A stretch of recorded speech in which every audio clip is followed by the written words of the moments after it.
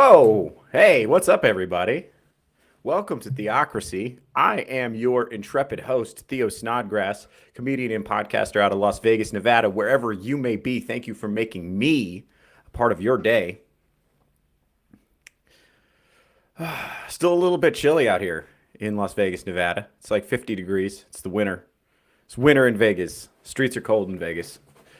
I know why you guys are happy. Dude, actually, can I say something? So this is going to weird because this is not what I want to do the show about, so I'm not going to talk about this that much, but I just watched fucking Pierce Morgan get pieced up by Nick Fuentes in front of fucking Jesus and everybody in a live broadcast on like normie TV. And there was this moment, I didn't catch the whole thing. I'm probably going to do a breakdown of some of Nick Fuentes' media runs lately because it's evident that mainstream media has no idea how to handle a guy like that at all. Has no clue what to do. Nick Fuentes called Pierce Morgan a beta male orbiter in front of Jesus and everybody. You guys understand what this means? This is a fucking watershed moment. He called him a beta male orbiter. Pierce Morgan's like, why do you hate women? And Nick Fuentes was like, because they're fat and rude, and you're a beta male orbiter. I was just like, what am I watching? What am I watching right now? Dude, I'm telling you, mainstream media has no idea how to handle a guy like that. Like Pierce Morgan's way of doing shit is over. Pierce Morgan, friend of the channel, his way of doing shit is over. He's done. But I don't have time to get into that today. I don't have any material prepared on that. That's just, oh, dude, I just hopped out of that though. So it's like, it's nuts, dude. We're in a completely different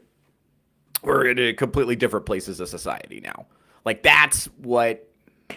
we're not that far away from our first podcaster turned president. Remember that. And a lot of people thought that was going to be Charlie Kirk. He's dead now. So somebody's going to be the first podcaster turned president. And it's fast. Like, the fact that presidents are doing podcasts is a sign.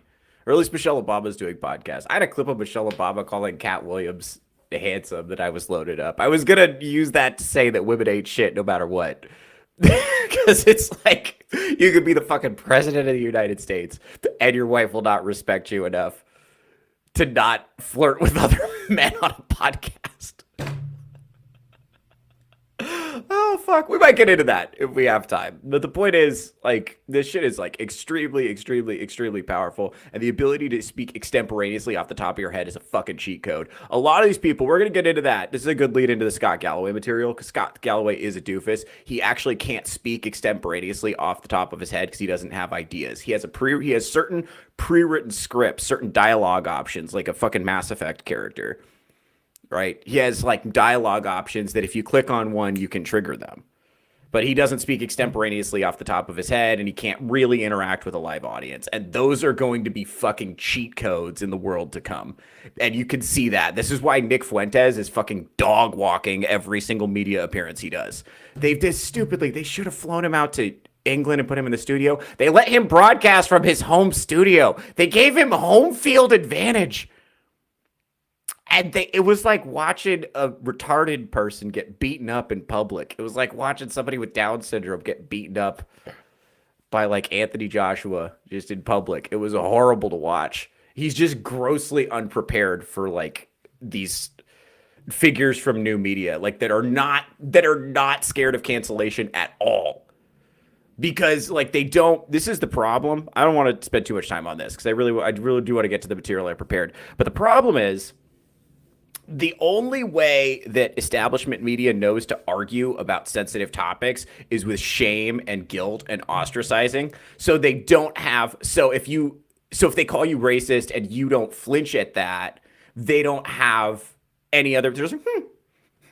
They just posture at you, and they at you and they tisk you, but they don't have an actual argument for why you're wrong.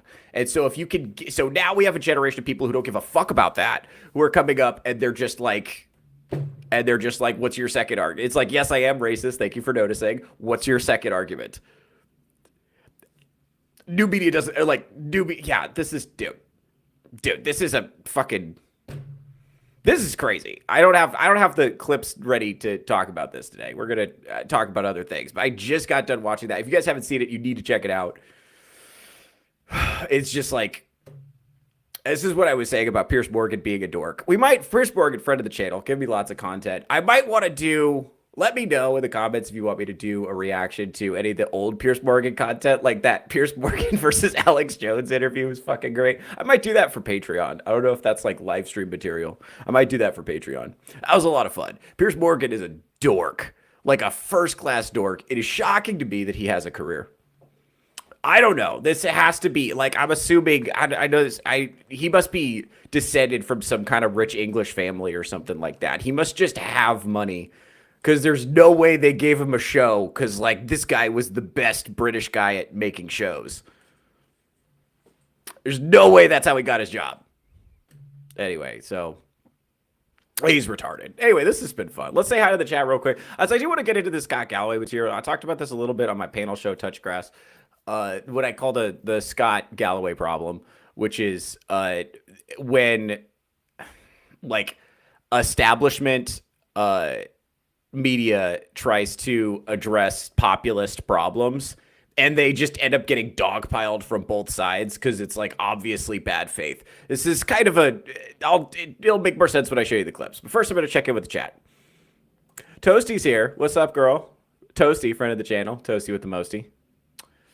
Runaway Vagabond is here. What's up, buddy? Happy to be here. Check him out on I Swear It's Not Hentai. Toasty is a streamer also, by the way. Didn't want to leave her out. Go ahead, check out her stuff. Roguish Nerd is here. What's up, buddy? Friend of the channel. All right, so I'll just get it. So for those of you that don't know, if you watch Touchgrass, then you know Scott Galloway was on Oprah recently.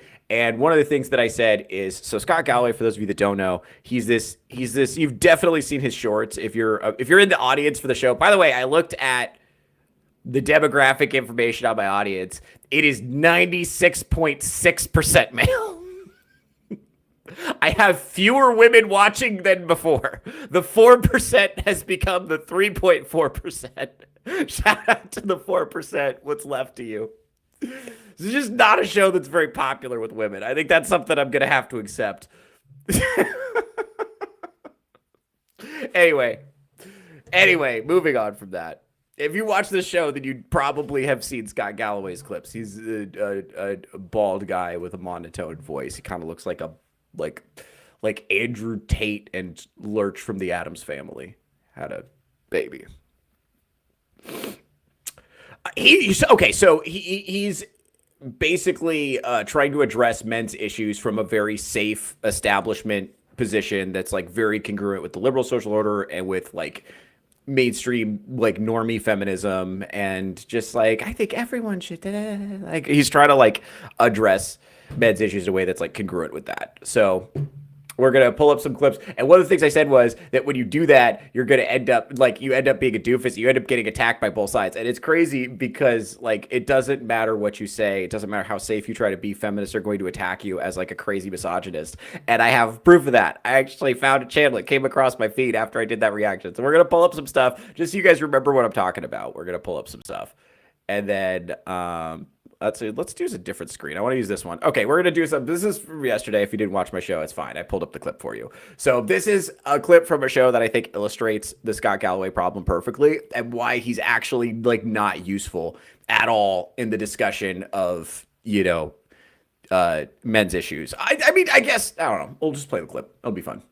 Just the fact that you said okay, so he's talking to a woman in the audience who just asked a question. And her question was, why can't me and my friends find men at our level? And when you see the girl, you'll understand why that's a silly question. Go ahead. Self-conscious or aware enough to pour that energy into really productive things means you're going to That's the girl. So as you can see, W's in the chat if you understand why she's having a hard time getting a date. Anyway, go ahead. Fine. I don't think romantic love is the be-all end-all for everybody. It's really rewarding, but I think you can find what I'll call that sort of purpose, relational love in a lot of different areas. And so his advice to women, by the way, is if you can't find a man, just give up. Focus on your career. Go ahead. The fact that you're even thinking about how you channel that energy into stuff that's more productive You're the role model for young men right now. You're being a productive human. You're going to be happy regardless if you find that or not. And I just wish more men would take your lead and say, all right, maybe things aren't working out for me romantically. I'm going to continue to work on myself. And I'm going to pour that energy into other relationships. Now, Oh, fuck. Okay, now listen. So he says that. That's why, that's his advice to young men is that they should follow women's lead and try to act more like women, which is hilarious. I could not. Here's the thing. I don't know this chick. She's some kind of feminist. Be nice to her. Don't, whatever. But but she pieces him up so perfectly after this when she sets up these clips. Oh, shit. It's perfect. Go ahead. Because remember, what he just said was men should act more like women. He just said that. What is the next thing he's going to say? Go ahead. watch this clip that was from a month before the Oprah interview. And also on the far right, while they conflate masculinity with coarseness and cruelty, the far left's answer to the masculinity crisis is to tell young men to act more like a woman. I don't think that's helpful either. He's made similar.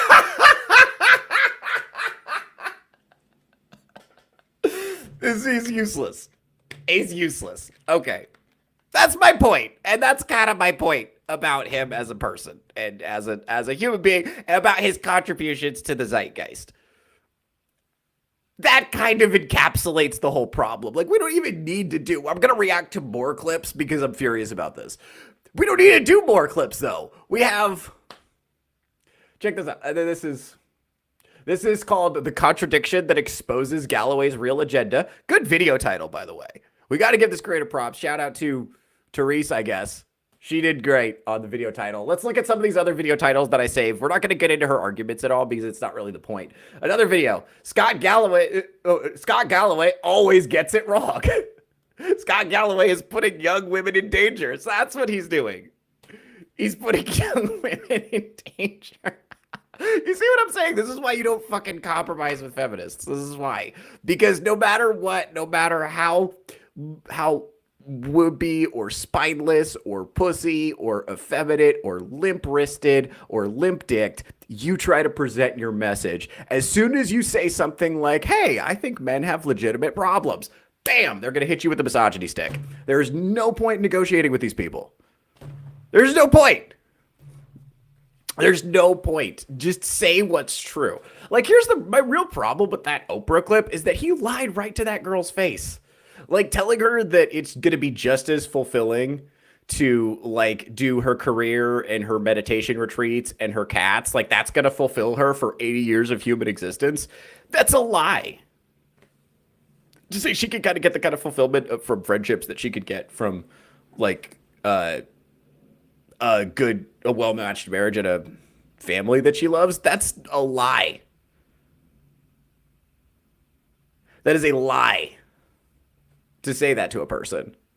By the way, that's not just for women. That's like most people are not going to be like adequately satisfied with just a career. It's like you like life is mostly about relationships. That's like mostly the point. And thinking your bestie, like hanging out with your besties is going to like fill that void left by a family is a lie. And to say that like the reason she can't find a date is because men won't level up. No, he didn't ask her not one follow-up question about what her standards are. Let me tell you something. I'm a comedian. Listen, I'm just a humble comedian. Okay. I'm not, I'm a humble comedian. I have a little bitty podcast. That's all it is. Okay. So I'm not, I'm not an expert on anything, but I do crowd work and I talk to a lot of women and I ask them, actually video this on my Patreon if you want to check that out. Please do support me on Patreon. I have the Stream Elements tip jar in the description. Please send me money so I can get YouTube Premium. So I can do these reactions without getting interrupted by ads.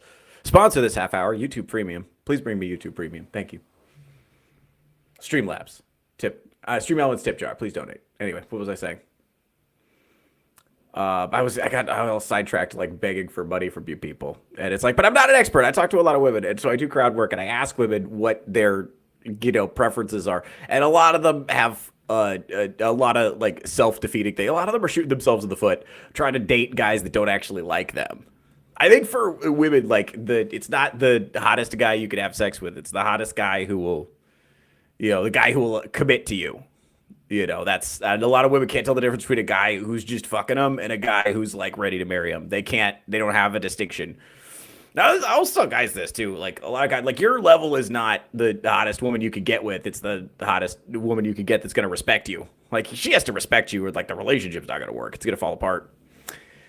Anyway, but this is like you actually, when I talk to women, a lot of times I find that the problem is happening at the selection level. A lot of women are in some kind of situationship or some kind of like non-committal sexual situation with a guy who's fucking other women, and they're like, "Why won't he commit to me?" And it's like, because he's fucking these other women, so you got to fuck somebody that ain't got no hoes. And she's like, "But I'm not attracted to those guys," and I'm like.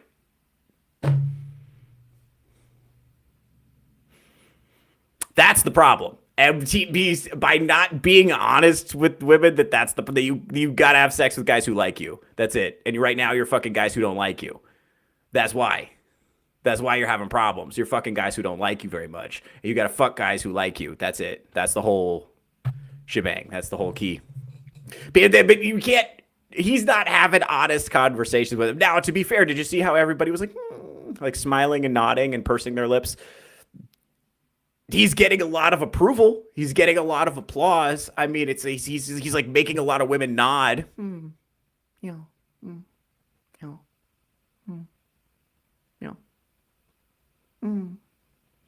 getting a lot of that, and that's how you keep a job in establishment media. Is by doing that. So yeah, that's how you do it. So that's what he's really good at. Actually, what I like anyway. But yeah, the point is like. When you do that, you end up getting attacked by everyone. Like there's no one in alternative media likes him. And no one on the feminist side of the internet likes him. He's just an establishment shill who goes on to like Oprah is like that's about as mainstream a show as you could possibly imagine. You know, I can't imagine Oprah's taking a lot of like hard-hitting risks with the guests they're bringing on, you know? So that's the thing. It's like, so he's speaking about issues, but the problem is you necessarily cannot, you can't talk about these issues honestly without offending at least one woman in the room.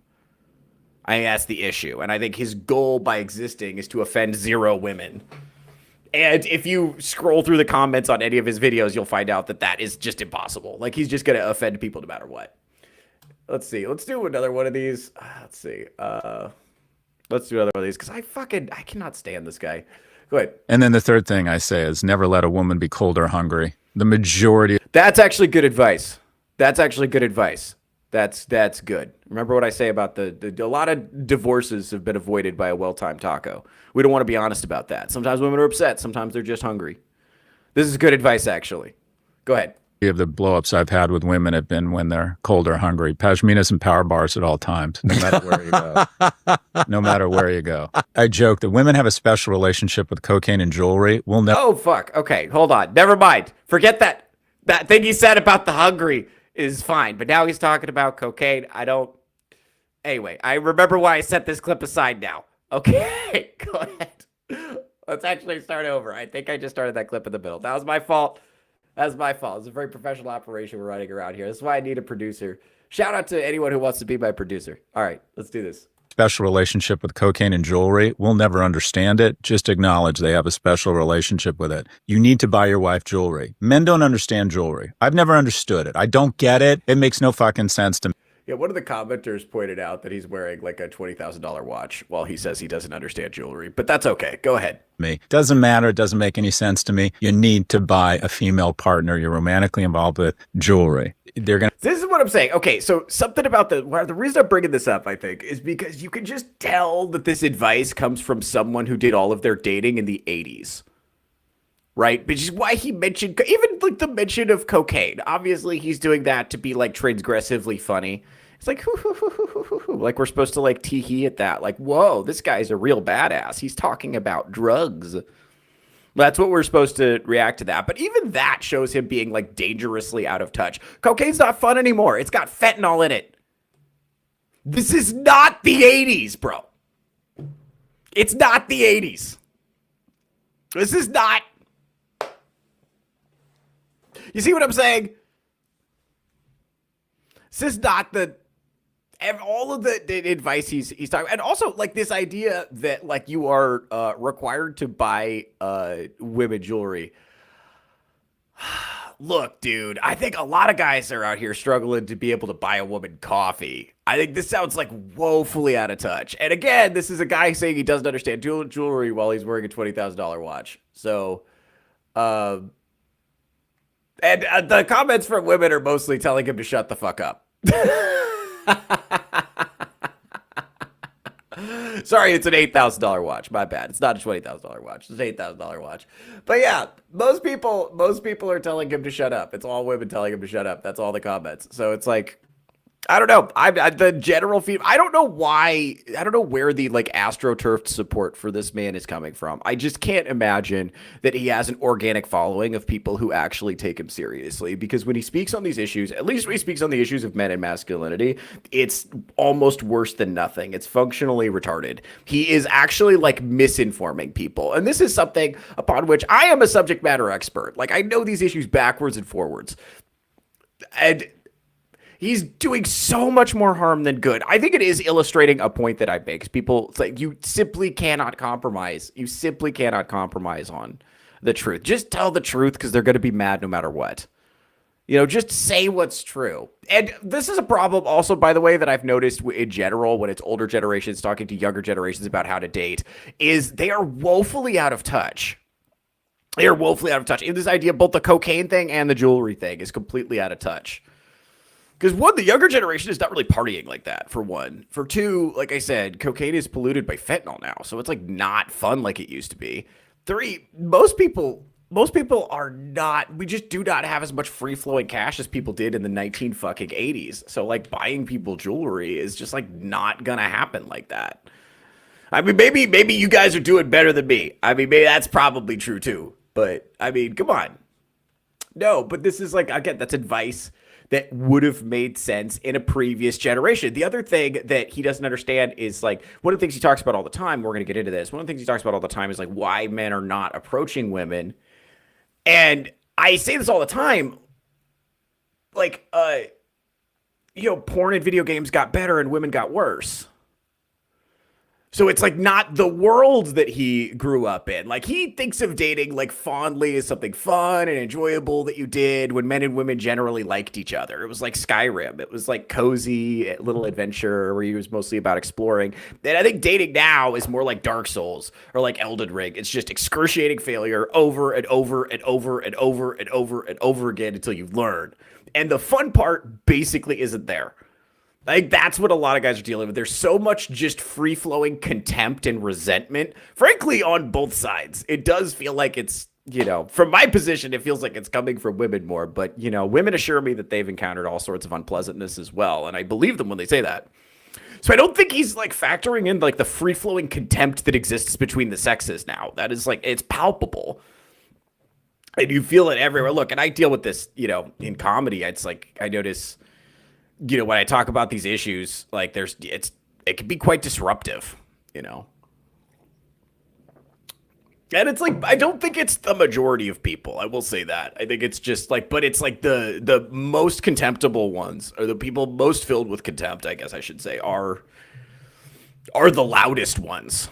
So I think that's the issue, that he's just completely out of touch and just does not understand these issues. Hold on, I have more. This is another clip from later in the same podcast. Let's see how it turns out. Reels and the media have basically told women, one strike and you're out as a man. Celebrates, you are a beautiful, independent woman. You don't need that man. Walk right out on him. Just spoiler alert, we're deeply flawed. Now, see, here's the thing. That is true. What he's saying there is true. There is a whole culture of encouraging women to leave their partners, including women to leave their boyfriends, or to leave men on red, or to abandon men, or even encouraging married women to leave their husbands. That is true. There's a ton of content. We cover it on the show all the time. But watch the way that he responds to it. Oh, also, Ronald's in the chat. What's up, buddy? What's up, Artars? Happy to see you, buddy. Toasty's here. What's up, girl? Yeah, thank you for representing the 4%. We love you. By the way, we got to get, guys, Here's the other thing too. Before I get into it, we got to get more women watching the show. Like 3.4% is embarrassing. I've been saying shout out to the 4% for a while now. It has fallen below 4%. It's fallen below 4%, guys. We gotta get more women watching the show, guys. Has to happen. Has to happen, or all these 4% t-shirts I printed are not gonna make any sense. Gotta get more women watching the show. Anyway, let's go back to this. Okay, so remember, the setup for this is he's saying that like the media gives women a lot of these messages about giving men one strike and you're out, and so this is how he responds to that. Very few of us are going to get it right. We're going to forget to open your door. We're going to maybe forget to order you the Uber. The basic zeitgeist of on. Do you see how he's like presenting himself? He's like, I'm just a humble doofus. Bear in mind, this guy's a multi-billionaire. He's built companies. He has this tremendous social media presence. He has a podcast that's successful. He was on Oprah the other day. And even he, in the face of his presumably normal person wife, has to be like, he's talking like he's Everybody Loves Raymond. Like it's just like men are just like running around, just fumbling and forgetting things and fucking things up. It never, like, it's not, it just doesn't sound like a guy who likes men to me. This sounds like a guy who's apologizing for men existing to the women who are so disappointed with them. This is like that fat girl clip from the beginning all over again. Remember he was talking to the fat girl on Oprah? Not Oprah, it was a different fat girl who was watching Oprah. I was talking to her. Remember that? Really annoying. Really annoying. It's like, that's why you're having a problem. It's just like that's why you're having a problem. It's just like it's probably your attitude and your standards and what you're looking for. It's probably your attitude. And he's trying to encourage that, but he's doing it by framing men as like perpetual doofuses. Which is insane. This is supposed to be like, I don't know, he's some kind of professor or something. I don't even know what he does. He's a professor somewhere doing something.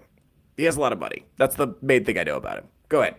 Online is like constantly telling women to exit the relationship. Everything is a red flag. Media's telling men, don't be that guy, don't be a creep, come over here, online gaming and porn. And with women, you're queen and you deserve better. Yeah. Quote from The Guardian, where young women are encouraged to seek out positive role models for their own good, young men are frequently encouraged to seek out positive role models so that they treat women better. Yeah, and now you'll find that is true. Like, I spent a lot of time in these spaces, and anytime you can, even if you could get like a lot of people on the left to concede that there is a problem with men, it's usually framed in terms as how can we get men to act better so that if men are not doing well, it's their fault, and how can we convince them to fix it? Will nagging do it? That's usually their answer. It's like, we could try more nagging. We could do more government-funded nagging. Has that worked?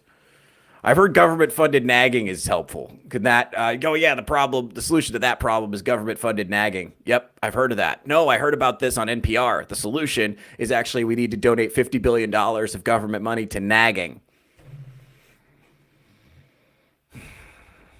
That's the solution. And it's always like getting men to act right. Whereas if like women are in crisis, it's like, what can we do to help them? And if men are in crisis, it's like, how do we get them to act right? Just fix it. Like, we're not used to thinking of men as a group of people who have problems. We're used to thinking of men as a group of people who cause problems. And I think it's a man who either cause problems or cause solutions. I think that's kind of how, like, nobody's going to feel bad for you. And so this is like, and by the way, this is what the establishment media wants us to believe is the guy who's on our side and here to help. This is not shitting on Chris Williamson. I like his show. I'm talking about Scott Galloway at this point. He's, let's see. What else we got? Oh. Yeah, this is like, this is crazy. I got one more clip that's going to be, this goes into my theory that all of his dating advice is from the 80s. But let's check in with the chat real quick. Looks like Strider's here.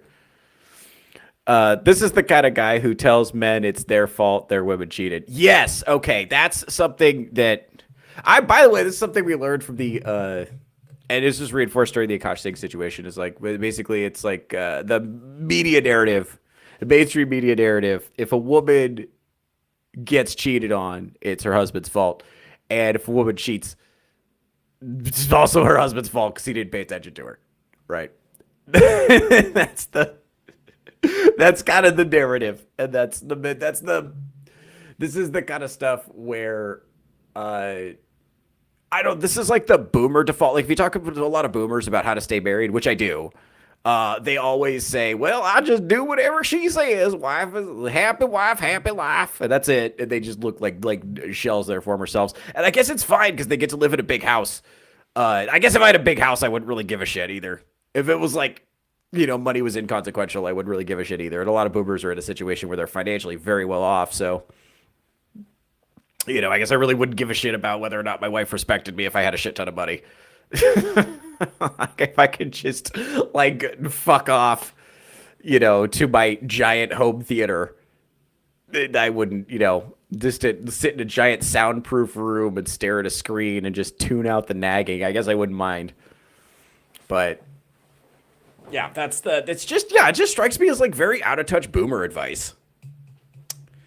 It's just out of touch boomer advice. It's just this is no longer relevant to the world in which we currently live.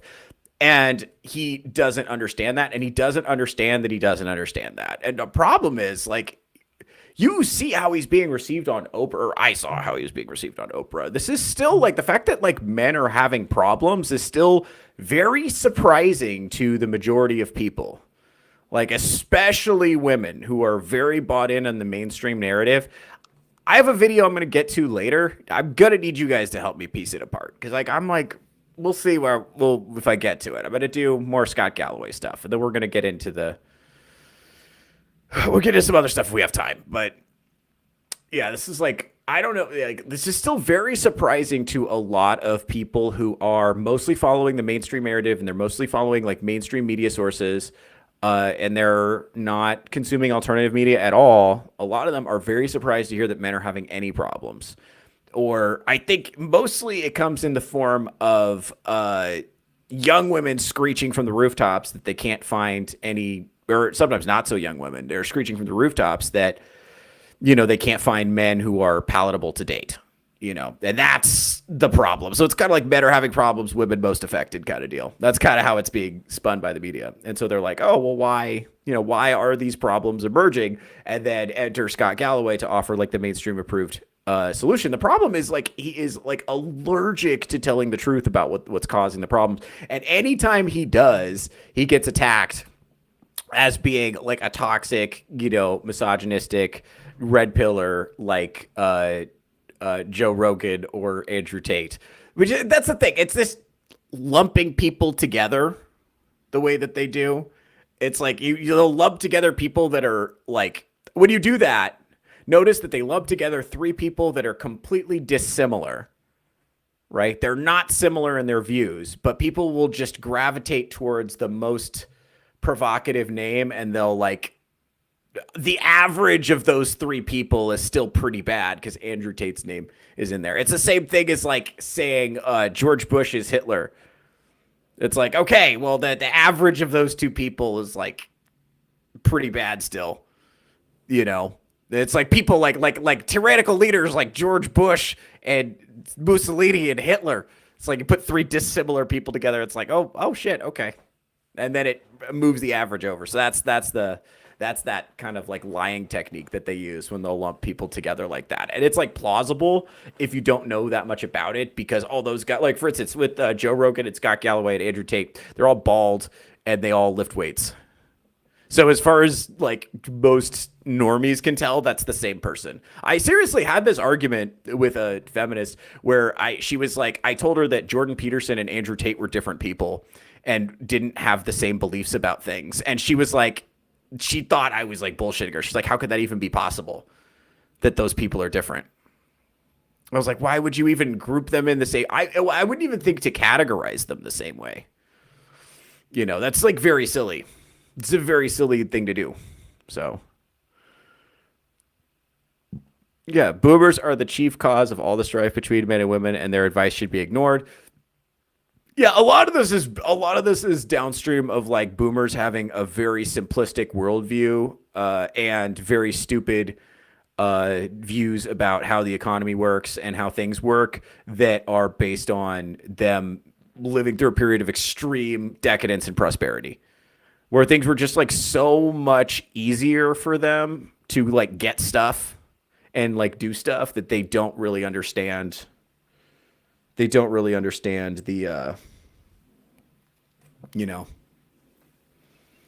they don't really understand that what this generation is going through. They certainly don't understand what Gen Z is going through, and I definitely get the sense they don't understand what millennials are going through either.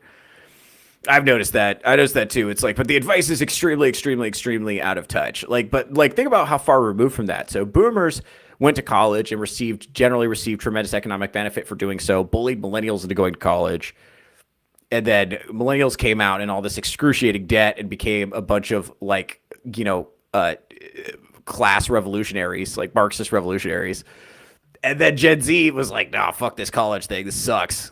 You know, and a lot of, especially the like Gen Z men are like either not getting into college or like choosing not to go voluntarily. Like, I think people are realizing that college is bullshit and that like saddling yourself with an extreme, like becoming a lifetime debt slave for a job you don't even like is probably not quite the equitable trade that it used to be, because it used to be when you did that, when you became a debt slave for a job you didn't like, you got to live in a sick house and drive a dope car and you got to buy a bunch of shit. This is what Fight Club was about. It's like, yeah, you work like a boring, excruciating, emasculating job, but you get to have a bunch of cool stuff. And that was the trade-off. You got stuff and security, and life was a little bit boring, but you got security in exchange for doing shit that you really would rather not do that gives you like no meaning or purpose, right? And now you're doing all the same draining stuff with no meaning or purpose, but you don't have any stuff. So it was the whole like taking away the stuff, and now like women aren't interested. Now all the women hate you too. So it's like all of the things that would have traditionally motivated men to participate in society have been removed. So puts them in a tough position. And it's like, so they're just like not doing nearly as well. And that's driving their workforce participation down pretty tremendously. And they're just like, I just don't want to fucking do it. Like the juice is not worth the squeeze is one of the expressions that gets tossed around a lot. I know a lot of guys are just like fucking off and doing their own shit. And the response to that has been it's just who's getting stuff these days in this economy? Yeah, dude. For real. So listen, I'm going to tell you something. So my parents live in the Pacific Northwest in a heavily wooded, very rural area. And they just went to go buy a Christmas tree. And they said it was $130 for a Christmas tree. And they were like, fuck this. We're just not going to do one. That's crazy to me. $130 for like a Christmas tree in the Pacific Northwest. That is obscene. That is almost literally like trying to sell a snowball to an Eskimo. That is almost the same thing, because it's like they're everywhere. They're everywhere. It's the defining characteristic of this region's flora is the presence of these trees. There's one right there. You're charging me money for how much for this? It's right there. There's 100 of them. How could the supply and demand on that possibly work?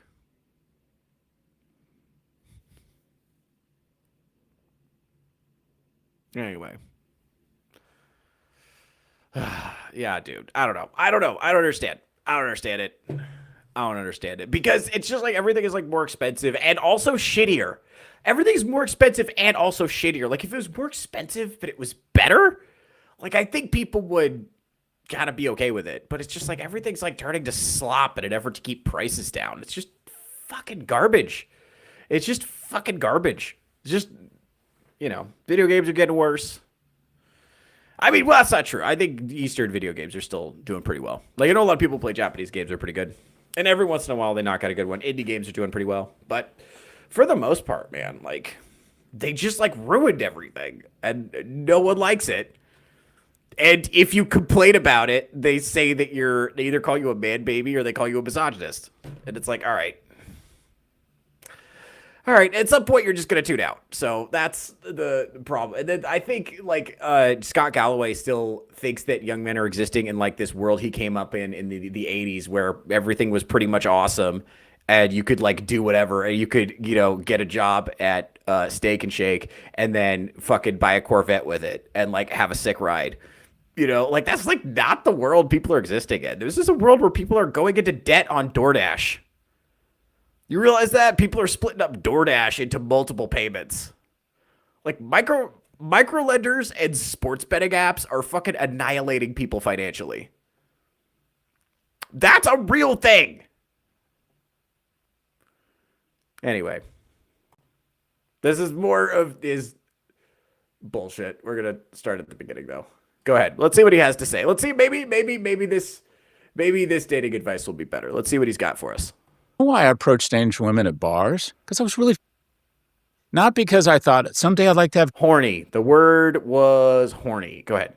kids and be a productive citizen and pay taxes and own a home. I did it because I thought I would really like to figure out a way to make my own bad at some point. So I'm going to take a risk and approach somebody. It's not rocket science. I think young men need to be more focused on how do they approach a strange woman, express a romantic interest while making them feel safe, and to modulate their consumption of such that fire motivates them to be better men, take risks, be resilient. Oh, she's not interested? You're kind, you're nice.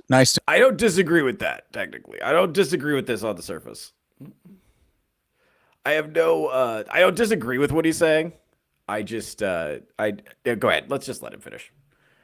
To meet you, you go back to your friends, maybe order another drink, and then you try again. You text them, hey, around for coffee this week? You don't hear back? You wait a week and maybe text again. After 2, you stop. You don't want to be harassing, but it's okay. If you text someone once, maybe twice, and they're not interested, you're both going to be fine. This is like getting dating advice from my mom. He has no fucking idea. That woman you met at the bar that you're texting is getting texted by 50 other dudes. One of them wants to fly her out to Miami. One of them is Drake. Like, what are you talking about here? What are we talking about here? No, don't be stupid.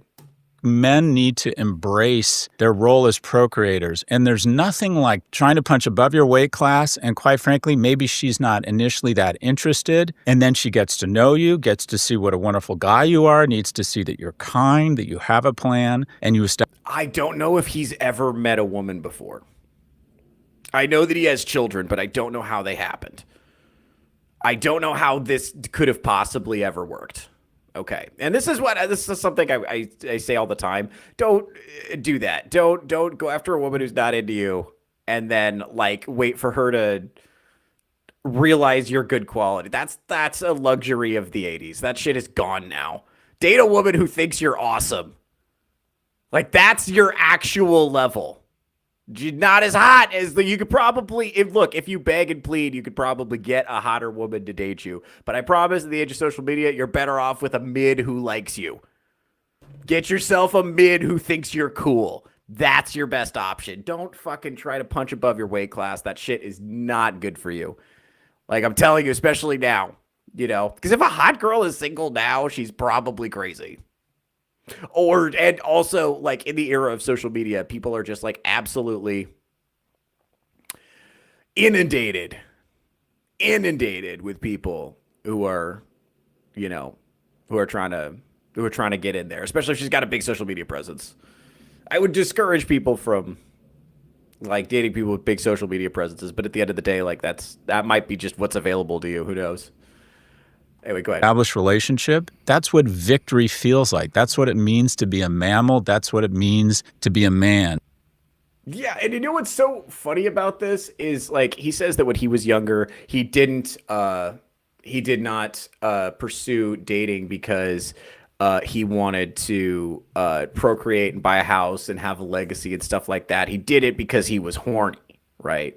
And he was horny because he didn't have internet porn. But here's the thing. I talked to a lot of like surprisingly young guys. A lot of guys are thinking about buying homes and having a legacy and creating a future. And they are thinking about like what's good for like the future of civilization more than I would thought. Like even like normie guys are talking about stuff like that. So I think like I don't know why we're shitting on guys for having nobility of intentions, but I will say when I talk to women, a lot of them are like, I'm just trying to get my back blown out. Be real. Like I don't encounter a lot of women. I don't encounter a lot of women who are super excited about having children and starting a family. You get every once in a while. Every once in a while. For the most part, they're just like, I'm just trying to get my pussy ate. It's like, all right. Shit. Oh, man. Dude, the shit women have said to me in bars that I assumed they thought I was going to like. It's just like, oh, fuck, man. Where is your dad? Where is your father? You want to get married someday? It's like disrespectful to your future husband for you to say that to me. You know. But they don't understand that. I think it's because, and that's where I think Scott Galloway is like completely fucking out of touch, is the days where you could just go and kind of, you know, meet a girl who thought you were like palatable and like convince her to go out with you through the power of, I guess, plying her with like jewelry and cocaine. Seems like that's what Scott Galloway does.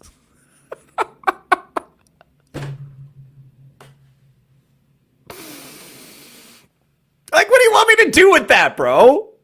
Like, what do you want? Like, what fucking world are you living in? I tell you, it's true that I think young men are spending way too much time using internet porn. I think that's definitely true. I think we got to knock that shit off, and that it steals your ability to get self-motivation.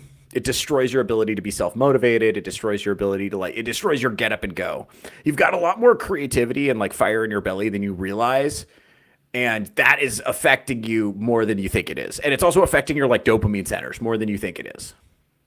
So yeah, I would get rid of that shit as soon as you could. I don't think he's wrong about that. But there's also this problem of, I think a lot of women are just spending a lot of time on Instagram. They're filtering their photos. They're using, they're posting pictures so they can get likes and comments for cheap dopamine. And they're highly, highly, highly dependent on outsourcing their sense of emotional well-being to external approval that they get from their social media following. And they're getting a ton of validation all the time. And they don't understand that that doesn't, strictly speaking, translate into the real world. And so that's warping their sense of reality a little bit. And it's making them less interested in pursuing romantic relationships, or less interested in maintaining stable romantic relationships. I think the other thing social media does is there's always like new people around the corner. It's like constant novelty.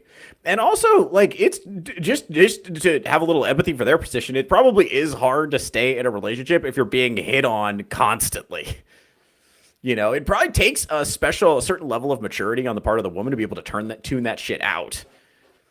And, you know, so it's like, so that's kind of what's going on here. And he's not factoring that in at all. And also the fact that like what I hear from what I've experienced, I don't experience this as much. It's like usually when women are rude to me, it's comedy related. It's pretty rare. I mean, every once in a while I'll like approach a woman who's like super rude to me, but that doesn't happen a lot. Usually when I'm talking to women, they're happy I'm there. So it doesn't happen to me, but I've heard that it's like, you know, I think one of the things you're dealing with is like a lot of the women are a lot more selfish and rude than they used to be. A lot more dismissive, and they delight in being cruel to men in a way that they maybe didn't before. I think, you know, we hear a lot about like rampant misogyny and about men hating women. That has not been what I've personally observed. I think there's a lot more hostility coming the other way. I think women really seem to be upset with men in a way that is not reciprocated. And it's like, and it's not that there are zero misogynists, but I think on balance, the average woman is a lot more angry at the average man than the reverse is true. And I think part of this is because so many women are hooking up with guys that are not going to commit to them. And then they'll take that anger out on like average guys. It's just because like, you're not at my level, so you're like a peasant. And so I'm going to treat you as if I outrank you socially, and you're a peasant, and how dare you even speak to me, because they think that their level is whatever guy they're hooking up with. But that guy's not going to commit to them. So they're like being shitty to the guys at their level. Meanwhile, the guys that they're shitting on, they're being shitty to men because in their mind, all men cheat, all men lie, all men are narcissists, whatever. But the guys they're being mean to are getting like no pussy at all. The only interactions they have with women are the mean ones. They're getting no pussy. So the guys they're actually directing their rage at are not the guys that hurt them. So it's just a bunch of like misdirected rage. And the guys are like, what the fuck, man? Why are you guys being so fucking rude? And it's all this like hurt from other sources. You know, it's like, yeah, I've been on the receiving end of this a little bit. Like a lot of times you could tell it's like, I've said to a girl one time, I was like, listen, sweetheart, I don't know who hurt you, but it wasn't me. You need to fucking calm down. You need to chill. Like I don't know where this hostility is coming from, but like,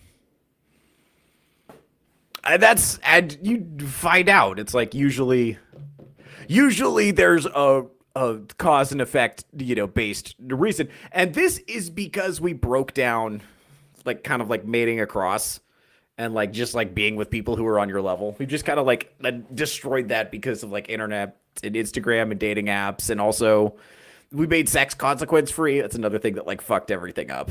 So once you make sex consequence free, then it's like, it's kind of whatever. It incentivizes men to be predatory. If women are more promiscuous, that incentivizes. It basically just like makes it super easy for like men who are predatory and treat women like sexual objects. And it really breaks down the whole like assortative mating process. Anyway, we'll get into that. That's also another show that I want to do. We're going to see. We got to do the Nick Fuentes Media Run show at some point. I got to do that. And then we got to do this.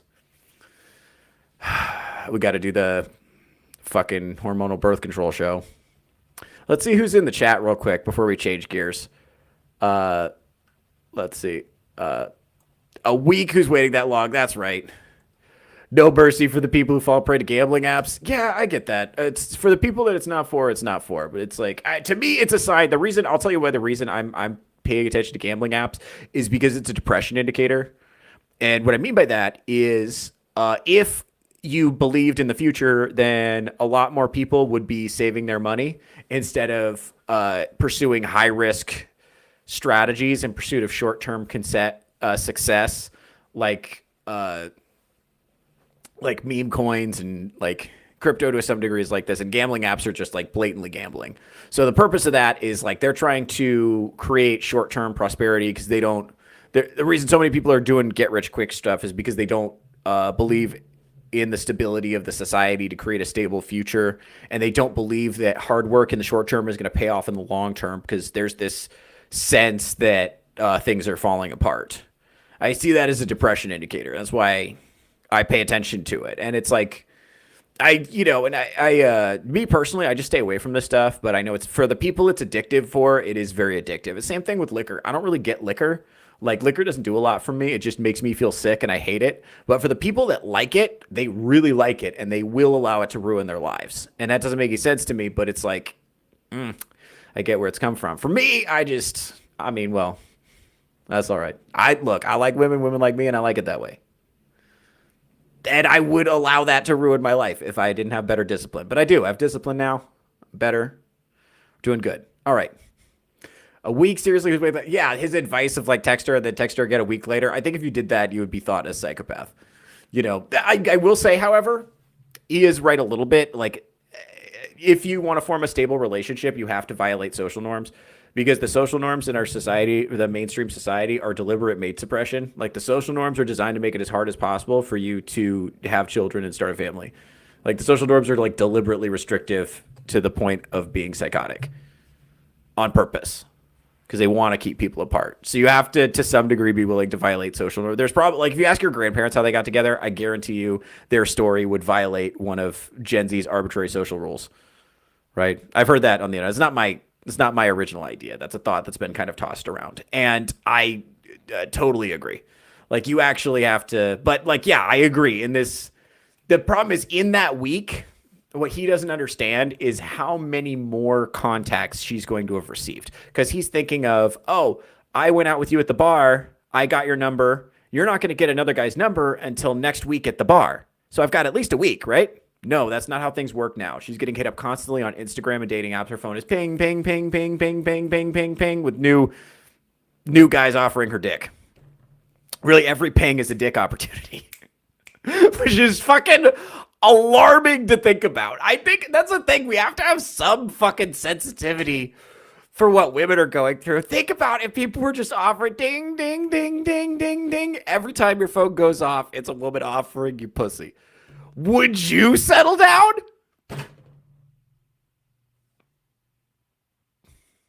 Would you?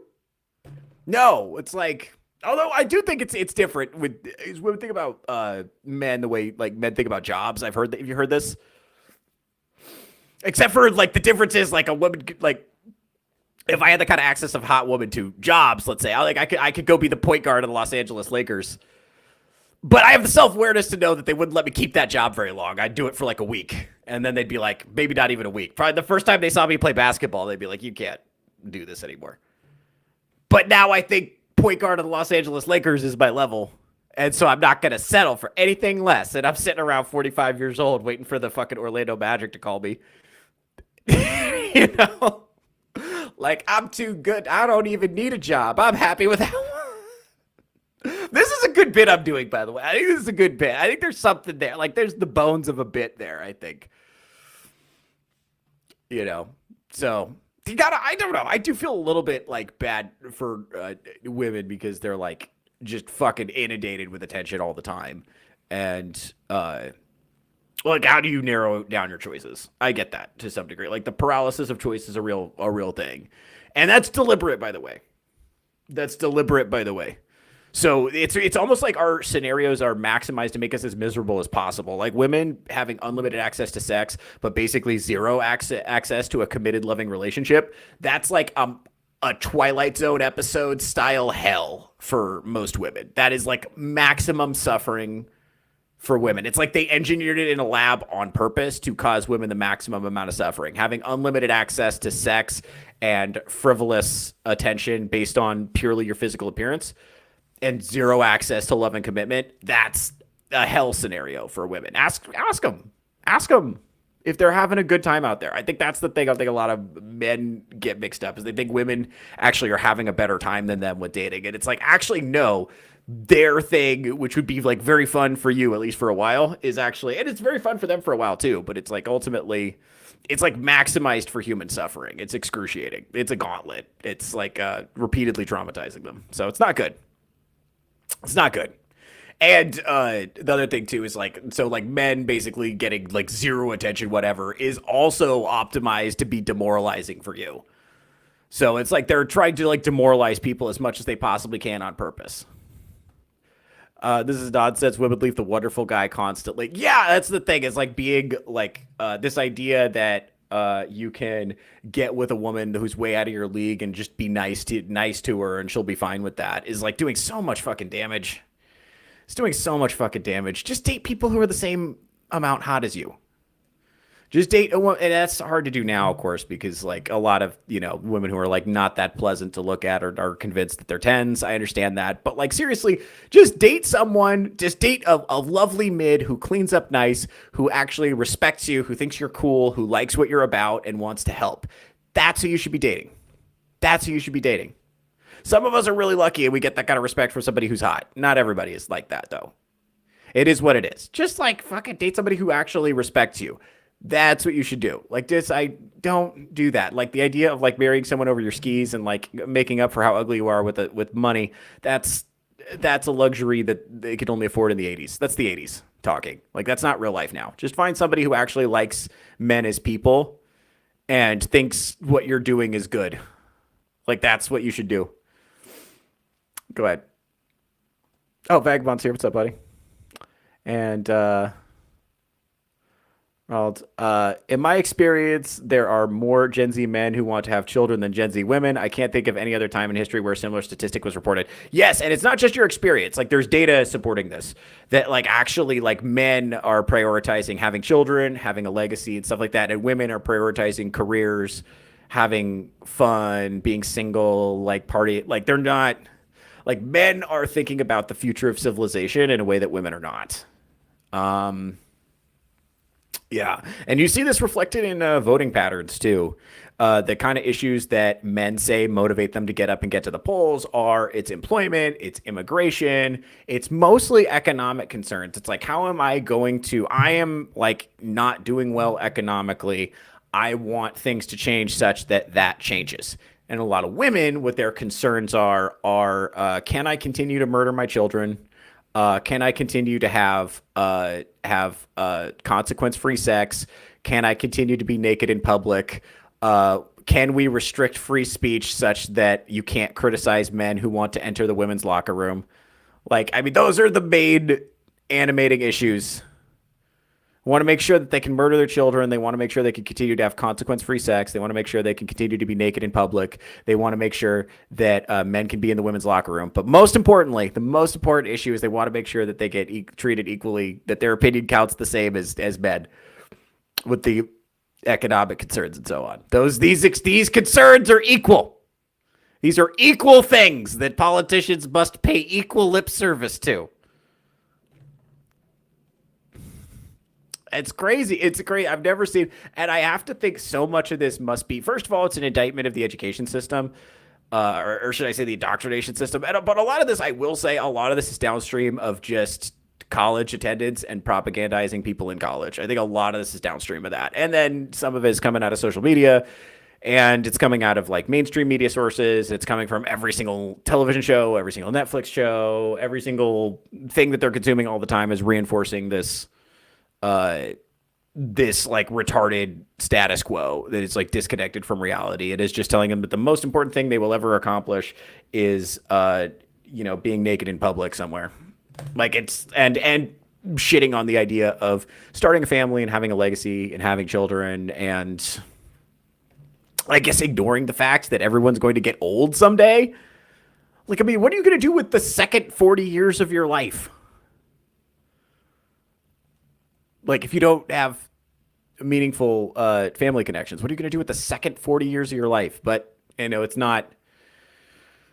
Again, the media programming is like deeply insidious to maximize human suffering. And the thing is, the human suffering that it's trying to maximize for has not even really hit yet. It's starting to hit millennials, as a lot of us are single past when we thought we would be. And it's also not fun. Like they told us on TV in sitcoms and stuff that you could be in your 30s and single and hooking up with randos, and that was going to be fun for you.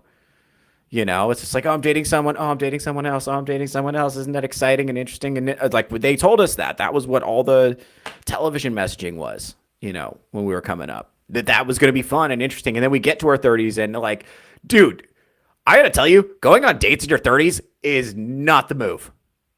It is like a deeply, deeply depressing affair. I talk about this extensively in my comedy, and it really seems to resonate with people. It's excruciating. People are not having a good time. People are not enjoying themselves. This is true for men and women.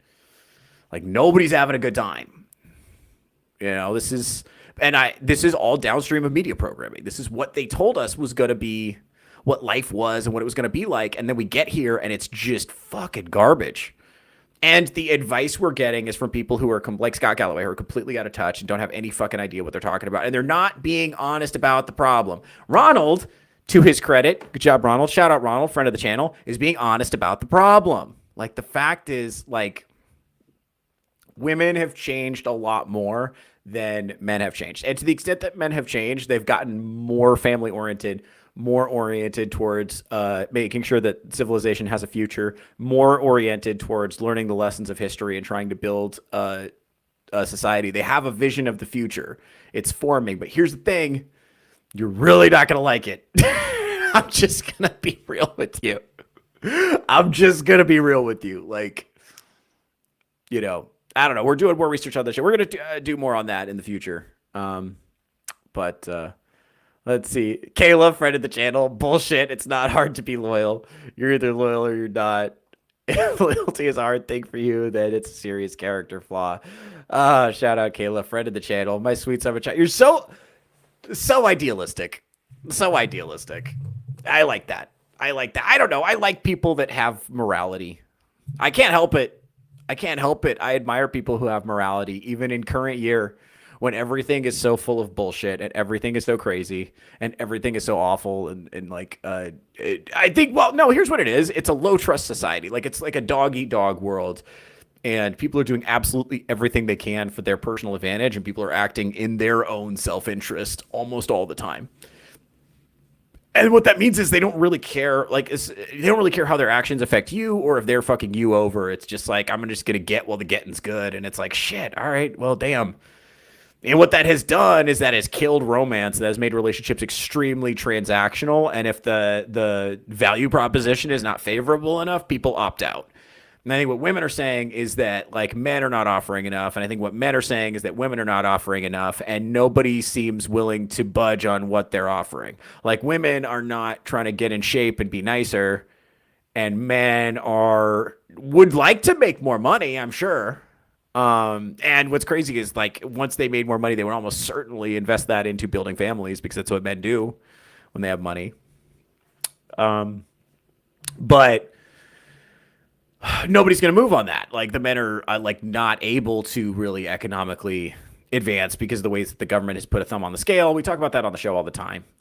But you know, between basically through not only like affirmative action, but like all of the, you know, 20 years of women's empowerment, making sure we get 50% women in every single field of consequence. That has had consequences. And one of the consequences is that, like, a lot of these prestige fields that used to take people from like middle class to or from middle class or lower, and they could get a prosperous profession through education. A lot of that has kind of dried up or gone to women. So, or a lot of the fields that have become, like, laws become majority women, medicines become majority women. Just a couple examples. And then when that happens, it just kind of gradually becomes unpalatable for men. And then you got to deal with, like, the HR department and all this stuff, right? And it just becomes unpalatable for men. And men who are creative and intelligent and thoughtful and independent-minded and creative will just opt out and they'll go do their own thing. And then you have a bunch of women with a bunch of money and their house is full of nice shoes, and they got no man, they got no husband. And they're like, why can't the men get on my level? Because remember, they were told that they were being oppressed and that in order to succeed, they had to work 10 times as hard to get half as far as a man. And then they look around and there's no men around. So they're like, well, they think the men are just not succeeding because they're lazy, right? They're not realizing that this is downstream of the government putting a thumb on the scale. So they're not seeing that because they were told the wind was at their back the whole time and they were being given stuff, but they were told that they're being oppressed the whole time. So that's why they're kind of like that. And again, Scott Galloway's not willing to talk about any of that. Like, it's weird because he has this idea that, like, women succeeding in the workplace is like this unqualified good that we should definitely celebrate. But he also acknowledges that women prefer to marry men with more money than them.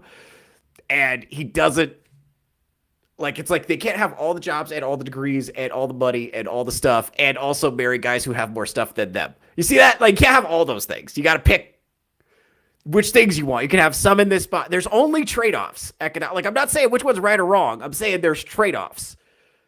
You know, and, like, women's happiness has declined precipitously since the 1970s when all these changes were adapted. Women going more into the workplace and hormonal birth control and all this stuff, right? So it's like, okay, it's like the world is different now. So it's like you got choices. You can, if you don't like the men who are around, then you can stay single if that makes you happy. I mean, you just got to, like, choose you got to kind of, like, make the best of what's in front of you. And I think the options that are in front of people right now are just, like, no one's really that happy. No one's really that happy, but it's like the absolute refusal to be honest about that is really challenging. Because, okay, man, anyway, that was a lot of fun. That was a fun first hour of the show. You guys have fun with that? Oh, Kayla's in chat. I got to get back to work. Everyone hit the like and comment on the stream in the comment section. It helps the algorithms so Theo's channel can grow. Oh, thanks, Kayla. That's really nice. Yeah, everybody do what she said. That would be great. That would be great. So, yeah, dude, it's just, like, not fun. And what's crazy about that is, like, everything I just said is undoubtedly going to be labeled a misogynistic conspiracy theory. Just observing reality, just, like, noticing things. Just noticing things and being like, okay, that's the way things are. Like, this isn't like an is ought. This is an is-ought problem. You run into this a lot if you're talking to people on the left. This is particularly true with feminists, but you can run into this. This is true in general on the left. You'll observe the way something is, and then be like, okay, so that's the way it is. And they'll be like, do you think that's good? And I'll be like, no, it's just how it is. I'm just observing. And they'll be like, but do you think that, dude, why do you think that should be that? It shouldn't be that way. It should be different. And it's like, okay, but it isn't though. I mean, maybe it should be, maybe it will be someday, but it's not. I have to work with what's in front of me. I have to go based on what I see in front of me right now. And this is the way it is. And it's like, but it's not. I don't like it. It doesn't match the perfect reality in my head that's completely made up. It doesn't match the perfect reality in my head. So I'm mad now. And I'm going to, march naked in the street until it matches the perfect reality in my head. And it's like they can't, it's like they have a hard time with you just like saying like how things are versus, anyway. Oh, it's hard. Anyway, Full Metal Nate is here. What's up, buddy? Sup, dude? Be safe out there. It's snowing here. Might I suggest moving to the desert? It's better. Go ahead. Shout out to Las Vegas, Nevada. Anyway, that's enough on that. Did you guys see the Sydney Sweeney thing? Yeah, so remember Sydney Sweeney was in that commercial where she did the jeans, and then she did that interview where she was like, if I want to talk about an issue, people will hear, right? So everybody's like, oh, she's super based. She's not bowing down to the mob. She's not caving to the mob. She's not apologizing, blah, blah, blah. And then she 100% did cave. She 100% apologized. It happened. We're going to read the statement. We're going to go through some of the reactions. And by the way, this is building on our theme of never fucking apologize to these people. Never negotiate to these people because they're going to call you racist no matter what. It literally doesn't matter. They're going to call you a racist. They're going to call you a misogynist. They're never going to be happy with anything that you do. So there's no point in placating them. These people are terrorists. Do not negotiate with them. Okay? Please, don't even bother with these people. Mr. All Day says, snow is over desert all day. Yeah, man. I actually like snow at Christmas time. I go to the Pacific Northwest at Christmas time, but 90% of the year, I would take the desert. Although, I'll be honest with you, if I had to choose between a snowy winter and a desert summer, I actually prefer a snowy winter, I'm finding. I'm going to probably have to relocate here. I'm going to do a couple years in Vegas, but I'm going to have to relocate at some point because this shit is crazy. This desert shit is like, I am not built for it. I am not built for it. Ronald, I've seen 2 huge Sydney Sweeney things. All right. Thank you, buddy. Thanks, buddy. Friend of the channel, tits. All right, let's go ahead and read her statement real quick. Let's go through it, and I'm not going to read it in her voice because I'm a nice guy, but you guys can think of it in her voice. Okay. Let's see. Sydney Sweeney tells people she doesn't support the views that people connected to her American Eagle campaign. I was honestly surprised by the reaction, she says. I did it because I love the jeans and I love the brand. I don't support the views some people chose to connect with the campaign. This is her lawyer, actually, who said this probably. Many have assigned motives and labels to me that just aren't true. Anyone who knows me knows that I'm always trying to bring people together. I'm against hate and divisiveness. Very bold stance. Very bold. In the past, my stance has been to never respond to negative or positive press, but recently I've come to realize that my silence regarding the issue has only widened the divide, not closed it. It has not. It made no difference. You should have stayed silent. This made it worse.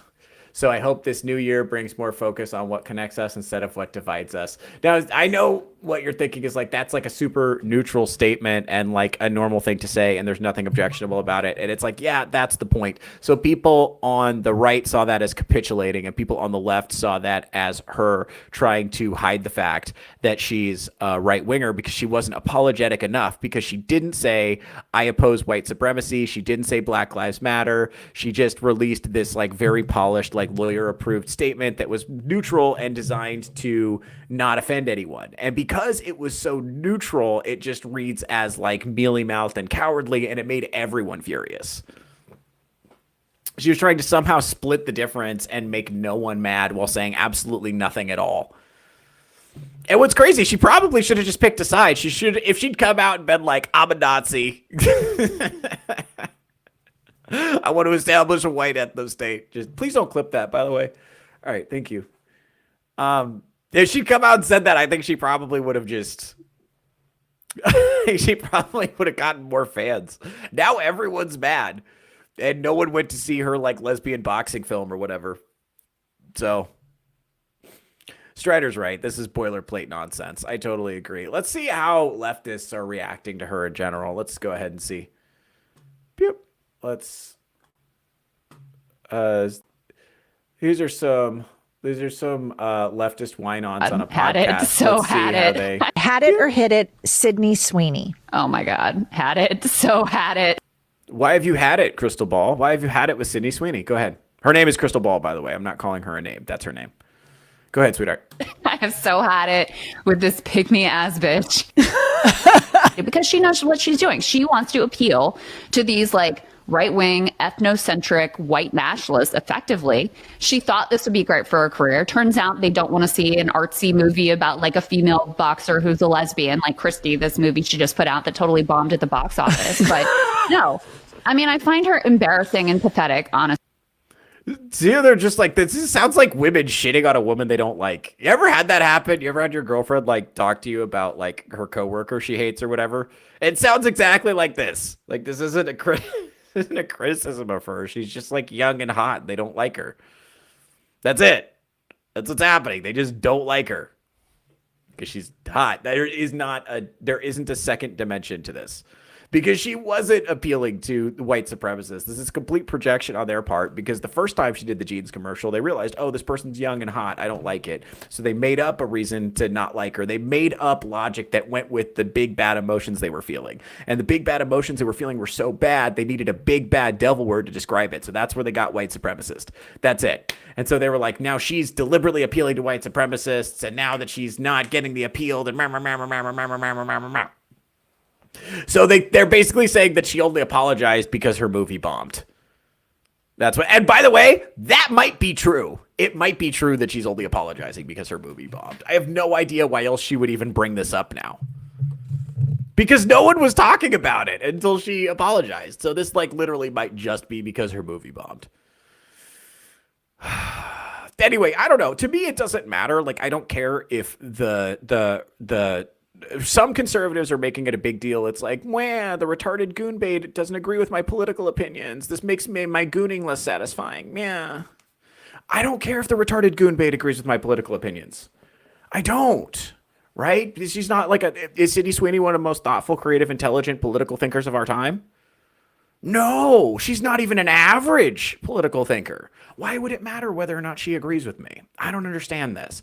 But the point is, it is a flashpoint of the culture war. Right. It is a flashpoint of the culture war. And I do, in general, don't think that people should like capitulate to leftists. Again, there's no point in apologizing to these people. So if you're ever unlucky enough to be in a situation like this, don't apologize. Just know that it will never be good enough. There's no mechanism for forgiveness. There's nothing you can ever do that is ever going to make these people. Yeah, there's nothing you can do to make these people happy with you. Let's see. Strider's in the comments. That statement can absolutely be interpreted as an indictment of the leftist claiming she's a Nazi. Yeah. Good. Had it or hit it. Okay, that's a good one. Let's see what else. This one is good. Oh, this one's so good. This is like this is just like some random TikTok account that I found who is commenting on it. Question, do we? This is like, and by the way, a lot of this stuff, here's the thing. There was nothing white supremacist about what Sydney Sweeney was saying in the jeans ad. That's like we're not litigating that anymore. That's not a real thing. The director of the ad was a Jewish guy, and it's just like normal. It was great jeans meaning hot, not great jeans meaning white. We already know that. And what's crazy is they know that too. What I will say is, even though there was no white supremacy on Sydney Sweeney's side of the discussion, there is white hatred on this side of the discussion. Watch this. Listen to this response. Listen to this. By the way, this is being said by a white person, right? So I can only interpret this as a self-hating white person, right? Go ahead. Do we really need to see Sydney Sweeney in another movie? Do we? By the way, sexual jealousy. That is all this is. This is sexual jealousy. This is not... This is sexual jealousy. There is not a second layer to this, I don't think. Go ahead. It's white mediocrity at its finest. Hollywood has zero imagination.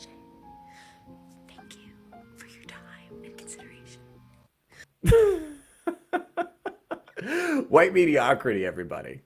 White mediocrity, everybody. That's what Sydney Sweeney is. And fair enough, I guess. I actually agree that Hollywood has no imagination or creativity, and that our system of making the creative enterprises is completely creatively bankrupt. I totally agree with that.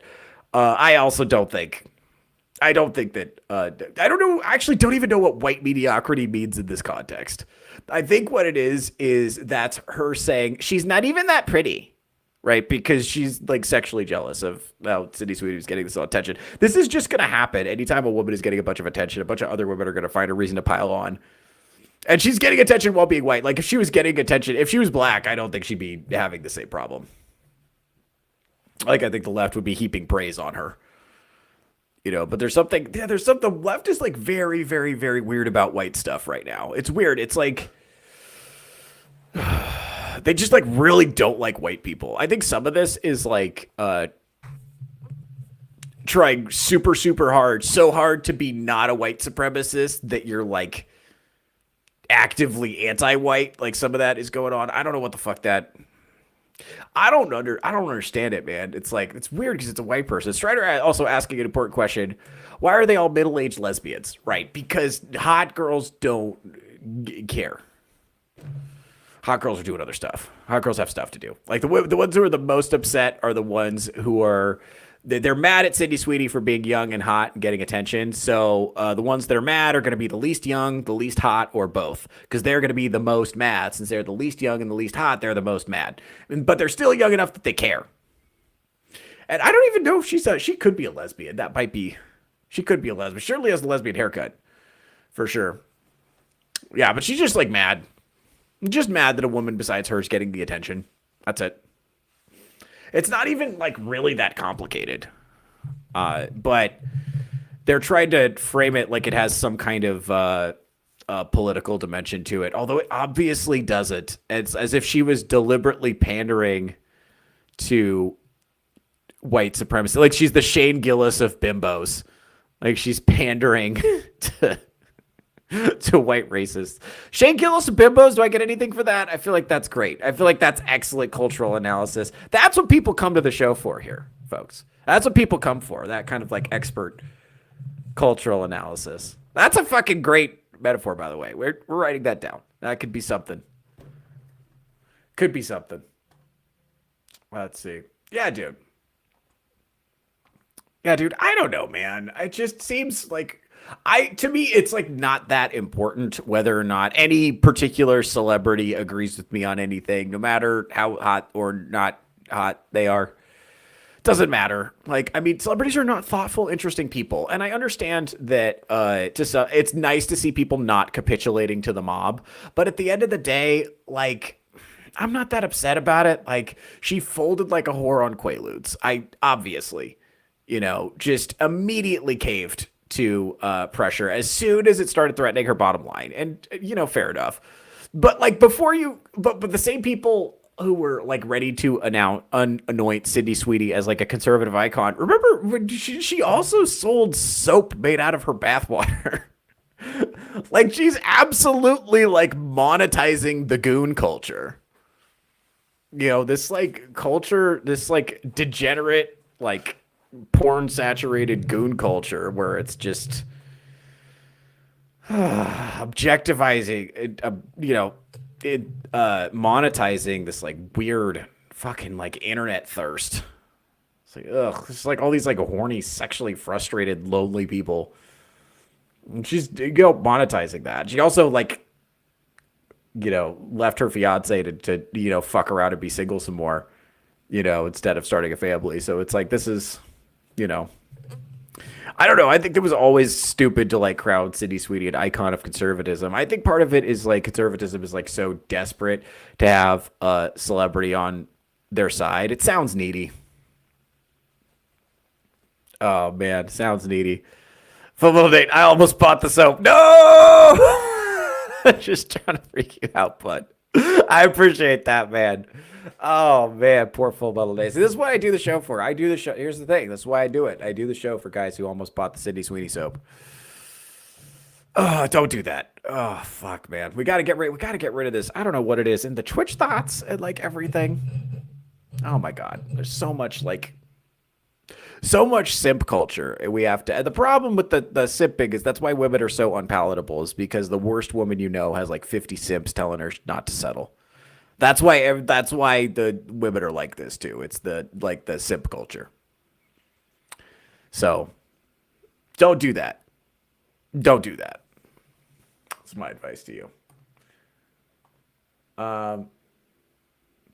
This is another thing that I saw. This is just like more wire men checking out of dating content. So we're gonna see. And this is different because it's like, so we're gonna do that. I saw this. This is something that I'm starting to think it's like a major metro problem. I don't think this is a problem you're gonna have in more rural areas, and I don't think this is a problem you're gonna have as much with women who haven't necessarily been to college. I do think that this is like downstream of some kind of psychosis that is emergent in urban centers. Like it's just deeply weird. Okay, go ahead. Let's listen to this girl. Let's see what she wants in a man. Again, this is another like weird looking lesbian woman. Go ahead. And that's the other thing too, is like, it's like how fucking androgynous and unpalatable and like unwashed looking women have become. I think that's a big reason. It's a big reason people are not approaching them as much. It's just like the actual like experience is, not as good. Go ahead. Where women are waking up, but men are kind of staying stagnant. And how do you feel about men? in short, I think men are disappointing. Hi, what's going on? They really don't listen to what we have to say or what we are okay with. Boundaries are a foreign concept to them, and I feel like our sexual health and pleasure is something that's on the back burner. And also the disappointment of not being able to be monogamous, which seems to be a constant wherever you are. Yeah, okay, so this is what I was talking about earlier when I'm talking about women are having sex with men who don't like them. Yeah, so what they're doing is they're having sex with guys who are having sex with other women also, and they want those guys to commit instead of like forming relationships with the guys who would commit to them. They want the guys who won't commit to them but will have sex with them to commit. And this is downstream of that. Is just her feeling like really just generally like bad about men in general because of how she's being treated. That's because she's having sex with guys who don't like her very much. That's what's going on there. But you can't tell her that. You just got to have sex with men who like you. I've tried telling them this. They don't want to hear it. Well, why can't men just do better? It's like he will for a woman he likes more. He's doing this to you because he doesn't like you. You could do whatever you want with that information. You can keep having sex with him knowing that he doesn't like you and he's not going to commit to you. Or you can have sex with a guy who likes you that you don't find as attractive. That's up to you. But he's probably going to be attractive in ways that this guy is not. Like, I tell you, I don't know, just me personally, a woman who like treats me really well and thinks that what I'm doing is cool. That is the most attractive woman possible. It's like a woman who's nice to me. I'm serious. Go ahead. Are not just New York City, and I think that's unacceptable. So you guys need to wrap it up and literally settle down. How do you guys not want to wear condoms? Fighting it like it's a Halloween costume jacket situation. Because he doesn't like you very much, so he doesn't care about you. Go ahead. Aren't they worried?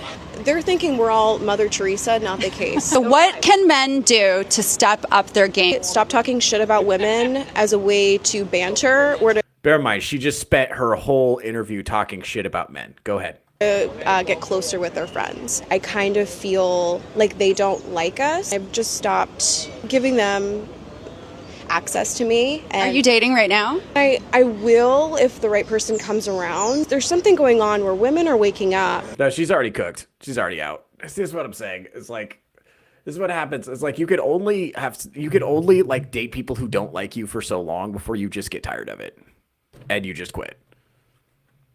Like, I think she just strikes me as being completely burnt out. Okay, the other thing too, I gotta show you guys. I got maybe one more. Actually, let's do. This is one more. And bear in mind, this is the kind of this is an entry to the show. I'm gonna call this one dating advice for women. This is the kind of dating advice that women are getting. Hold on. Let's pull this up. And this is, by the way, this is what causes, this is what's causing the problem, is this kind of behavior. Go ahead.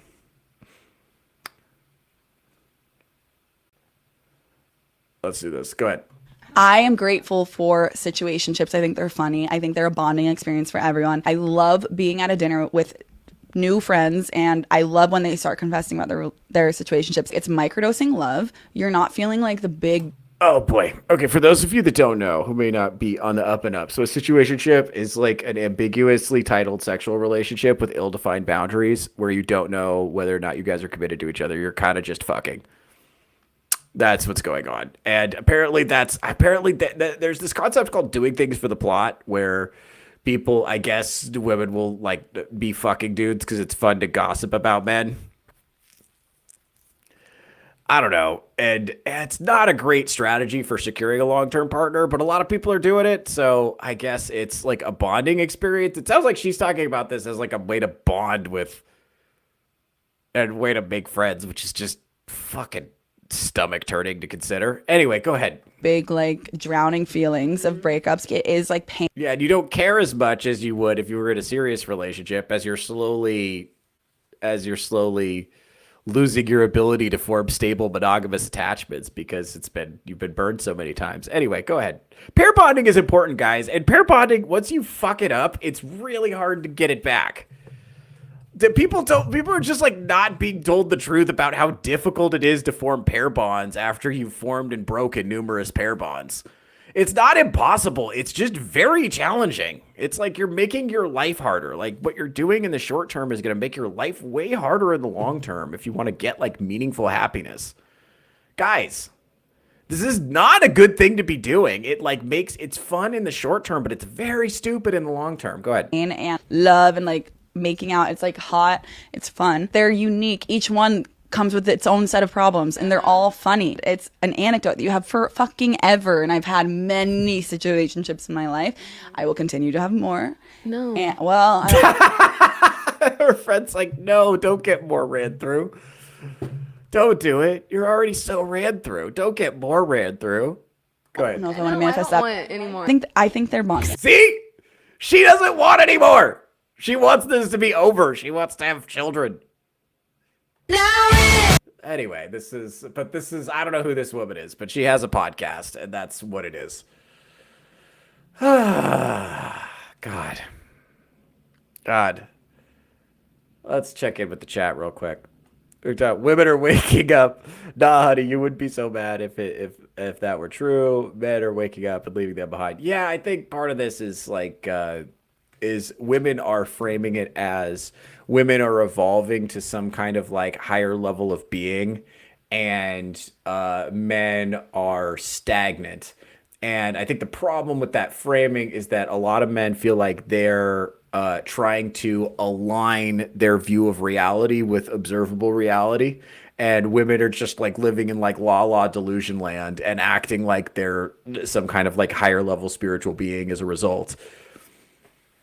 And the other thing too is like when women talk about like leveling up, they talk about doing things that in general make them less palatable to men, like getting more degrees, getting more career accomplishments, acquiring more financial possessions. All of these, when men do those things, their dating options increase. When women do those things, their dating options significantly decrease, which is a huge bummer. But that is like, this is one of those things that's like an aspect of observable reality. It's another one of those things where feminists will hear that and they'll be like, why? It shouldn't be that way. And it's like, but it is. It just is. It's just one of those is things. It's not like an ought thing. It's an is thing. So you can't do anything about it. It's just observable. So if you've been single for a long time and you spend that time, and these are your best procreating years, and you choose to spend that time getting an education, getting a dope career, buying material possessions, all that stuff. Like, it's actually going to make it harder for you to do some of that other stuff, which is weird. That's such a weird thing. It's weird that we decided, because you can get an education anytime. You could, like, pursue a career anytime. That's all shit you could do with the second 40 years of your life. But you really got to double down on having children during that first 40, because after that, it's tough. But your second 40 years, you can fucking do whatever. Like, you can go get an education and get like a career and do all kinds of shit if you want, if that makes you happy. You know, I think one of the reasons it's like we got to get young people into debt is because we got young people educated and into careers is because you want them to become lifelong debt slaves. You know, because if it was really about timing, you'd be like, okay, first part of your life, you know, focus on like securing your relationships because that's what's going to offer you stability throughout the trials and tribulations of life. And then you're just going to do so much other shit. You know, it's like so much time in life to do things later if we don't. We have this like really weird artificial time scale or this like timeline of events that doesn't actually line up with how human persons live and exist. It's very weird. It's like it's designed to keep people. It's like if they would have designed it to keep people single and childless and just like mindlessly consuming bullshit material goods. If their goal was to set that up, they couldn't have done a better job. The fact that they did it by accident is almost beggars belief. You know. So yeah, it's fucking horrible. It's like, and we talked about college on the show last time. Actually, one of my comments on the last stream was like telling me that there's no Marxists in college and I need to fucking, you know, study my propaganda sheets better, which I thought was funny. It's like, I guess maybe there are no more Marxists in college. Maybe they all left. When I was there were Marxists, you know, and even like not even like Marxists, but maybe like postmodernists, like people who believe that like reality can be constructed socially and however you think about reality is whatever. And that like gender is made up and all that shit. And that capitalism is terrible and like billionaires should be murdered and all that stuff. Like there's a lot of people who think that and people definitely leave college with like a revolutionary class consciousness, you know, and believing a bunch of like stupid things about reality that make them like deeply resentful of people who have more, whether it's like access to capital, if it's like a class consciousness, or if it's like privilege. That's the big one. It's like more like identity based. I guess it's more identity based now than class based. So I'll give him that. It seems to be like more based in critical theory than in Marxism. But critical theory is like a parasite that nursed itself on the back of Marxism. So there's a lot of overlap there. It's not like a perfect overlap, but it's like there's a lot of like Marxist principles that are alive in I guess intersectionalism is what we call it. Is what I'm really talking about here. I don't know. Doesn't matter. You guys don't give a shit. Why am I spending so much time talking about this? I love the audience. Speaking of the audience, poor Ronald. These people make my head hurt. Literally, I'm taking an aspirin right now. Why do I watch this show? Ronald asking the important questions. Be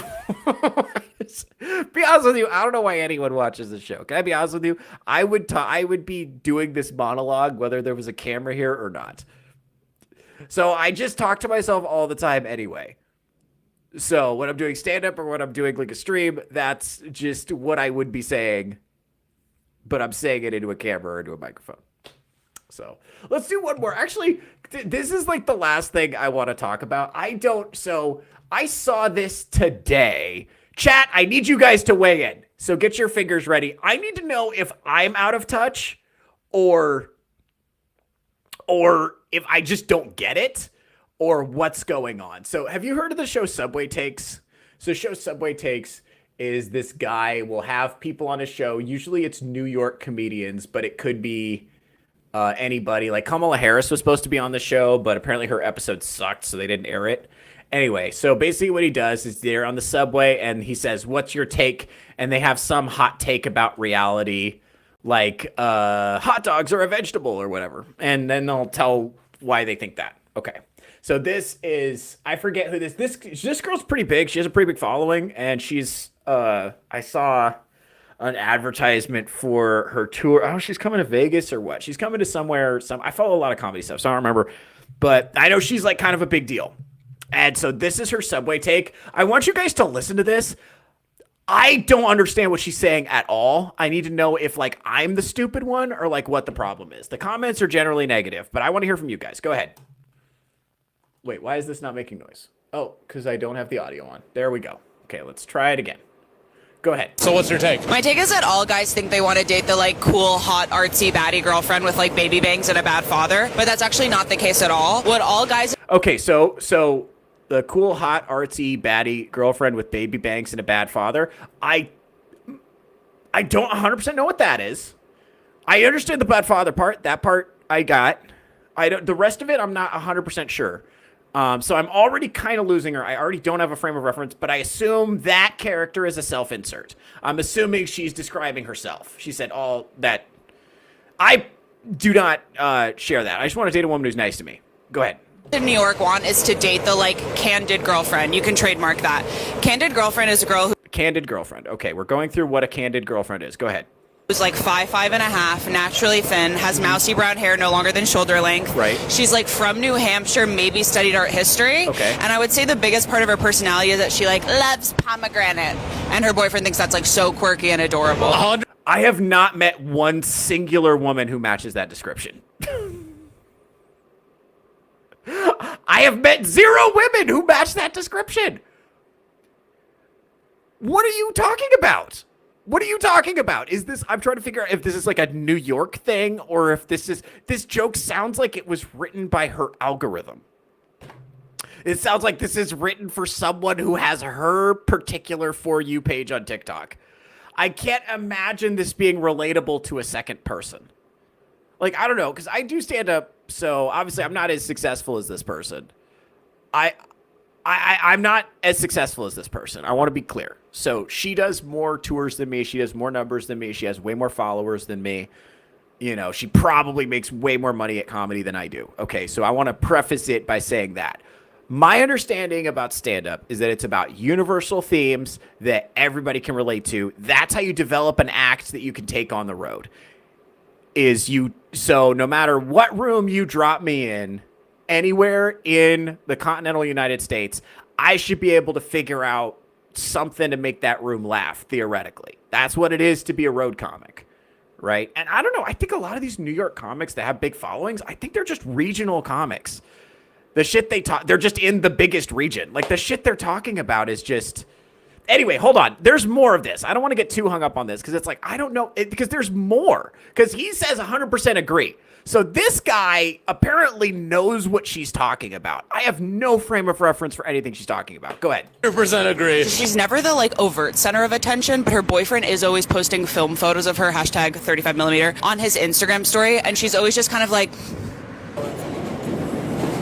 The candid girl is the patient zero of the pick-me girl. She's not even... Okay, I don't know what that is either. Okay, so hold on. Let me ask you something. Like, so is this what is this a Gen Z thing? Am I like being generationally locked out of this? Do I not understand? What am I missing here? Am I missing this? What? Trying to be pick-me, she just authentically has nothing going on in her brain. What is a pick-me girl? Good question. I always get a different definition when I ask this question. Go ahead. Pick-me girl is a girl who pretends to be interesting and unique to get attention. This girl just has nothing going on in her brain. She like likes good pottery. So he's laughing. And I could tell that there was supposed to be a laugh there based on the face that she made. What am I missing here? Who is this person? I have not met a single woman who has matched this description. Am I crazy? All guys want that? All guys want that because they can make a muse out of her. Also, this girl is always referred to as this one in the caption of the photo. What about this, fellas? Do you want this? Do you want the woman she's describing? Go ahead. Happy birthday to this one. And it's always like a photo of the back of her head. They're like in Tokyo on vacation in the spring. Is that where you guys go on vacation? Is Tokyo in the springtime? I've heard it's great. You know what I'm talking about? They like both love Japanese. See, he's laughing. So does he know what she's talking about? I don't know what she's talking about. I've never heard or seen anything that bears any similarity to this whatsoever. I have no idea what she's referencing. Am I crazy? Am I the problem here? Do I just need to go out more? Like, what am I missing here? I have never heard of this. Go ahead. Japanese culture, but they're both white. I've really only seen her on like the third slide. I do know white people who like Japanese culture. Shout out to Runaway Vagabond. Check out his show. I swear it's not hentai. Go ahead. Of like an IG photo dump on her boyfriend's Instagram. I would love to meet one of them. I'm a girl's girl. I want to see you up close. I want to touch your skin. Her name's Emily. They're taking the hot men. So what's your Okay, so okay, let me take this down. Let's look at the chat because I'm trying to figure out where the fuck any of this came from. Okay, so Stratus said, give me a second. Hold on, I'm getting like random sound coming through one of these tabs. Hold on, there it is. Okay, now we fixed it. What the hell is she talking about? This isn't a stereotype anywhere. Okay, now I don't feel as bad. But hold on. Wait, Ronald's saying, I get what she's saying. She's speaking in code, but it's a reasonable take. Okay, fair enough. It might be a reasonable take. What is she saying? I don't know who this woman is that she says is taking all the. My theory is this written about a specific woman who took a specific man from her? Is this like her stalking her ex-boyfriend's Instagram and this is the woman he's posting photos of? This seems like a terminally online take. This seems like a joke that written by somebody who spends way too much time on Instagram and not enough time talking to normal people. I don't know.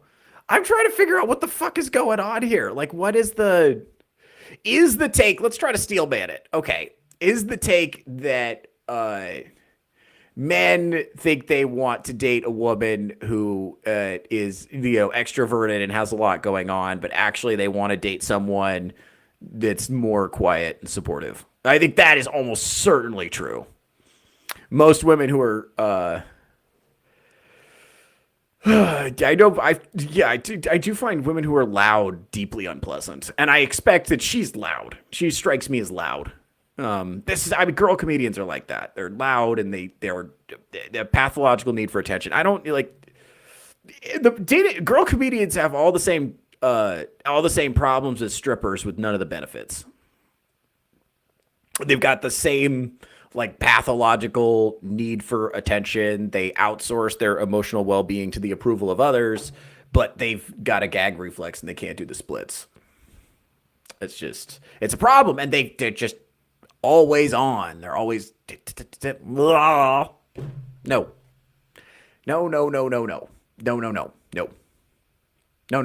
Not for me. So I see that. I agree. Is that the problem she's talking about though? I don't know. Let's see. I'm so confused. There's 100 references that have nothing to do with each other. Is this some yuppie archetype that only exists in New York? That's what I'm thinking. Okay, because it's either a terminally online take, which it doesn't seem to be, or this is some kind of like New York take. Like especially like vacationing in Tokyo in the springtime. I don't know anybody who's done that. This is not. I think this is like a yuppie metropolitan elite New York problem. That's what I'm saying. A lot of these New York comics that have big followings, I think they're just like regional comics. But you see this sometimes with like if a comic is from a city that has like a really well-defined culture, like Portland or Seattle or whatever, and it's kind of like a lefty bubble, and then they take that comedy on the road to a more rural area, and they're like, man, fuck the troops and women can have penises, am I right? Let me hear it. Then they're going to get some pushback from those audiences because they're not tapping into universal themes. They're talking about things that make sense to a very particular audience, and it's not transferable, and it doesn't scale super well. What was troubling to me is that, like, it seemed obvious. Okay, so if you're going to do that video, I mean, I don't know. I'm not, again, she obviously has a way more successful social media presence than I do. So, I mean, far be it for me to criticize her, but it seems like if you were going to do a video that had a high degree of probability of getting a lot of views from all over the country, and you had one bit that you could do, you would want to do one that appealed to some kind of universal human experience. And as far as I could tell, that is not appealing to any. There's no. Where's the universality to that? It's like universal. Here's universal themes. Things like cats and dogs are different. Men be like this. Women be like that. That's called a universal human theme that appeals to. You have a high degree of probability that like a lot of different kinds of people are gonna understand it. And and that's so okay. That's one of the things. Now, the other thing too is like I'm in Vegas. That's different. So Vegas does have a culture, but a lot of times it's very rare that you're playing for an audience of just locals. It's locals mixed with tourists. So the other night I did a show at Delirious Comedy Club. Shout out Delirious. The 7 o'clock show. I did the 7 o'clock show and the 9 o'clock show. The 7 o'clock show had people from Utah and where the fuck were they from? Wisconsin. There's a big table from Wisconsin in there mixed in with some locals. Okay. So I can't talk about stuff. So I can talk about like the weird stuff that like it happens in Vegas, like that appears. Cause like everybody had, like, for instance, that club is on Fremont Street. So you have to walk through Fremont Street to get here. And so you're going to see like butt cheeks and like, you know, the women with the titties out and people like swallowing fire and like tranny hookers and all kinds of shit. Just cause it's out there. Right. So you can talk about that stuff that's like right in the front door. But like other than that, you got to kind of like appeal to universal human experiences. Like I couldn't talk about something that was like hyper specific to Vegas because like even like a lot of you just now when I said Fremont Street, you guys are like, I don't know what the fuck that is. That's what I'm saying, right? You cannot get too specific. You have to. This is what I'm thinking. It's a lack of ability to imagine what the world looks like through other people's eyes. Like she's talking about things that are particular to her. She's not talking about things that that are shared experiences with the audience. See what I'm saying? Which to me, that's the essence of what stand-up is what do we have in common so that I want to talk about things that you are already thinking. Because that's going to make you like, or I want to put an idea in your head that you're like, I haven't thought about that, but he's kind of right, actually. That was horrible when I first heard it, but now I kind of think he's right. And the only way I can get there is I can talk to... I had this happen the other night. Like if I'm doing like a millennial and Gen Z audience and I talk about like women reading porn books, that hits. If I'm with an older audience and I talk about that, a lot of times they don't know what I'm talking about. Because they don't read porn books. So like a millennial Gen Z problem. The same with like dating apps. People have like a vague concept, but you have to like a lot of the jokes about being short don't land with older audiences because older women didn't give that much of a shit. It's like the height, like being shallow about height is like a relatively new thing. So, I mean, a lot of older people have like heard that dating is bad right now, but like people, I think say those jokes hit hardest with like women in their 30s. Like that's who feels it most acutely, I would say. Men too, but like women especially, they seem to enjoy it. Anyway, let's see what else we got. Chat's gonna help me out. It feels very personal argument. She's just mad at normal women. Yeah, I kind of agree. Like everything she described was like, I guess I don't know I don't know who this person is. I think she's just really mad at one woman in particular, and she's just like reading this one woman for filth. And there was a community joke about this. Ahmed does stand up with the material from his life as Troy's roommate, and only Troy is laughing. That's leftist comedy. Yeah, it's narcissistic comedy. So, like, I think in order to do comedy well, you have to have a high degree of empathy, and you have to have a curiosity about the human experience, and you have to really be curious about people because you want to talk about things that other people are experiencing and other people are. So it's weird. You can't be a weird shut-in. Like, I have to force myself to get up and go talk to people. And if all I'm doing, I also have to live a little bit in order to write things that are relevant to people. Like if all I do is like live streaming and stand up and I'm never actually like living my life, then I'm not going to have anything to write about.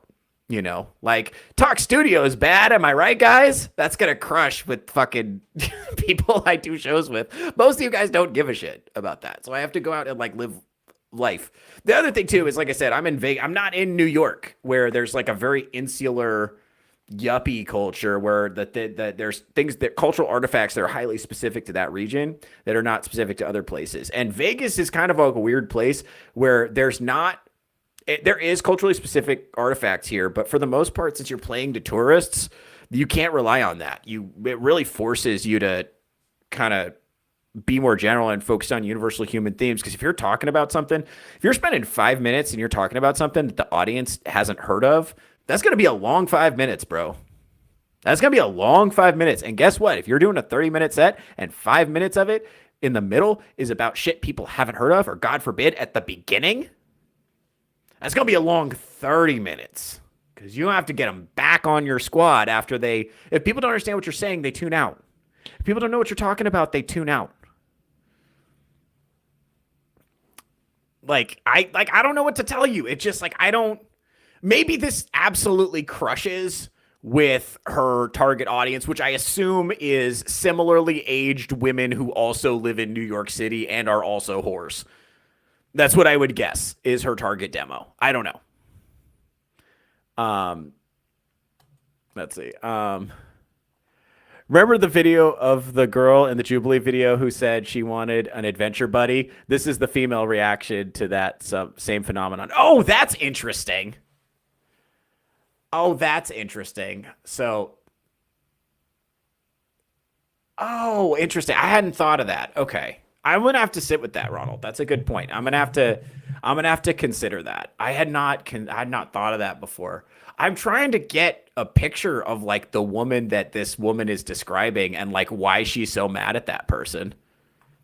Shout out to Butt Cheeks, friend of the channel.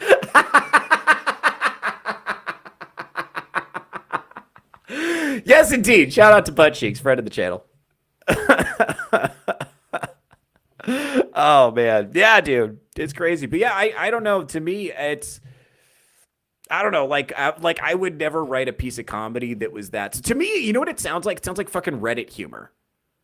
If you read that as a Reddit post, it's Redditors would be like, "Oh, this is hilarious." It's the kind of stuff Reddit people think is funny. You know what I mean? You understand? Do you guys understand what I'm talking about when I say Reddit humor, or am I making an obscure reference that the audience doesn't resonate with? To me, Reddit humor is very wordy and specific, and it's in the form of a paragraph, and it's millennial coded because it's a lot of those very specific, overly wordy references, and you say it in some stupid zany voice. That is millennial coded to me humor. It's just why all the Disney Marvel shows are fucking awful now. And all the television shows in general are fucking awful now because they're written by millennials, particularly women, millennials. You can actually chart how, this is something I have noticed. You can actually chart when Last Week Tonight with John Oliver started getting terrible. And it was when they started diversifying the writer's room. And it was post 2016, I think in response to Trump. I think they just diversified the writer's room and I'm not just talking about letting women in. It was also minorities and queer people but it wasn't just minorities and queer people and women being there. Specifically, it was leftist women, leftist minorities, and leftist queer people. If they had based people in there, it wouldn't be a problem. Is there funny people in all those categories? But funny people in those categories are not. Funny people in general do not really give that much of a shit about leftist identity politics. I've noticed that. It's very hard to be super funny and also super engaged with leftist identity politics. I'll say that. So you can kind of see at that point, and I think part of it is this empathy problem, this empathy gap in comedy. Now that I'm kind of thinking about this out loud, we're just kind of thinking about this out loud. I don't have an answer to this, but it's okay, that joke by that girl on Subway seems like that was just written by her algorithm. It was somebody with her very particular probably because she scrolls on her fucking phone all day. That's probably what she does. It's very hard to be in touch with universal human experiences now because we all have our own algorithms that are catered specifically to us. So we don't have as much community anymore, and we don't leave the house as much anymore. So it's hard to have stuff in common with your fellow man and focus on, and that's what stand-up comedy is supposed to be about. The reason we're laughing is because it's relatable. I feel included in this. This is good. I was thinking that. I've had that experience he's describing. That's you. That's my favorite one. That's you. I love that reaction. Because it's this is relatable. That's relatable to no one. But I think the other difference is, I think this is true for some women who are pursuing comedy, but in general, and it's definitely true for some of the dudes pursuing comedy too. They're there not to relate to people, and they don't really have empathy. They're just trying to get attention. And they're trying to be this is all about me. And I think to do comedy well, it has to be all about the audience and what the audience is interested in hearing about and what they're experiencing. and what they've experienced, and what do you have in common with them, and what do you want to share with them, that they're going to have an interesting or be interested in hearing about, and or that they're going to relate to. And I think what I'm seeing more and more with comedy is just like, I don't know, like I think the maybe it's Reddit humor. I don't know what I'm exactly touching on here. I think the Reddit humor is a significant component of this, where it's like super wordy and like millennial coded and corny and has a bunch of like really specific references. It's got like gifted kid energy. You see what I'm talking about? You know what I'm talking about? Like it's like, sorry, I filmed this with a potato. Like it's kind of like that, but it's like not, it's memeable. It's like they're trying to like write original sentences. Like almost trying too hard to come up with an original sentence. But, the reason original sentences are cool, original sentences that describe real observable phenomenon are very cool. But original sentences that describe phenomenon no one has observed ever are much less cool. I think that's what I'm kind of getting at here. I don't have like a particular gripe with this woman or this bit. I'm just thinking if you're recording something that's designed to go viral, shouldn't you appear... you have any bit of yours that could go viral, aren't you going to pick one that has some kind of universal human appeal? I don't know. Maybe I don't know. Maybe she lacks the self-awareness to be self-critical about the fact that this exists. Anyway, Vagabond gets where I'm coming from. So let's see. Strider, my ideal woman has a messy bun, baseball shirt, skinny jeans, and can mount a picture. That's an archetype people can relate to. Yeah, based. Oh, man. God, a woman like that would be great. NYC is the epicenter of millennial culture. I'm originally from just outside the city. It's a huge motivator in why I moved to the middle of nowhere. Fucking based, Ronald. That's exactly right. Here's the thing. As a comic, like I knew I had to get out of the Northwest and get to a bigger market, but there was no part of me that wanted to go to New York City. Because it's just like a bunch of like people living on top of each other in shoeboxes and like smelly garbage and like the homeless and it just feels very claustrophobic and noisy and gross to me. I grew up in the fucking woods and I cannot wait to go on vacation later this month and go back fucking home for Christmas and see snow and trees and fucking wildlife and fucking get out of the city. And don't get me wrong, Vegas is my adopted home. It's been very good to me, especially the comedy community's been very receptive to me. It's been amazing. I like it here, but it is not the woods. I love the woods. I love the peace. I love the quiet. I love being able to look up and see the stars because there's no light pollution. I love, walking through snow that looks like a Norman Rockwell painting, and you're walking through the snow and then you find deer tracks. Like actually say, my dog has deer friends. I have a dog, lives in my parents' house. It makes friends with the deer that come through the yard. And she's friends with the deer. It's like a fucking Disney movie. Yeah. That's a different way to live. I can't imagine like just noise and sidewalk and sirens and human shit. I can't imagine trading that for that. And I think it has a bad effect on people. I think they get, like, to me, that's like regional comic bullshit to me. Just as somebody who does the road a lot. She probably does more road gigs than I do. So I don't even know why I don't know where this is coming from. I don't know why. It just seems like a lack of self-awareness to me. I don't know. This is just me as somebody who does the road.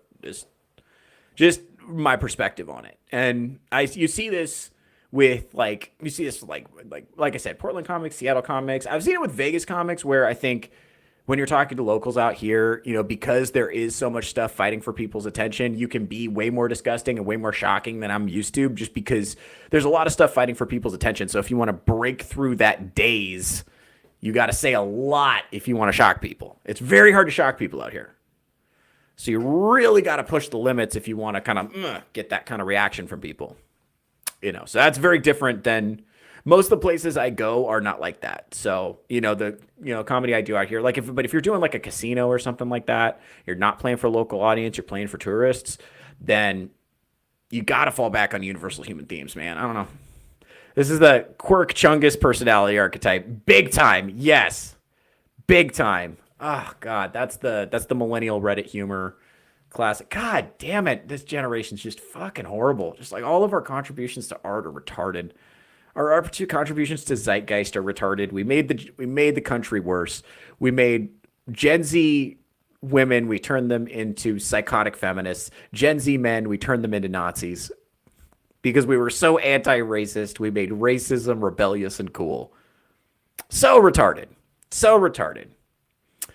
Anyway, let's see. I know so many people who claim to love the city for its culture, nightlife, etc., and in the same sentence will mention their friend who is mugged in human feces on the stoop of their building. Yeah. Oh, that's exactly right. This is exactly right, by the way. This is the classic millennial paradox. I think we were gaslit and brainwashed. And by the way, big cities are not the only thing that this happened with. We were gaslit and brainwashed by media to think big cities are cool. Going to nightclubs and getting drunk is cool. Having random sex with a bunch of different people is cool. Spending all your money on clothes and not having children well into your 30s is cool. All this stuff that they told us was cool about life. Socialism is cool. All this stuff, voting for Democrats.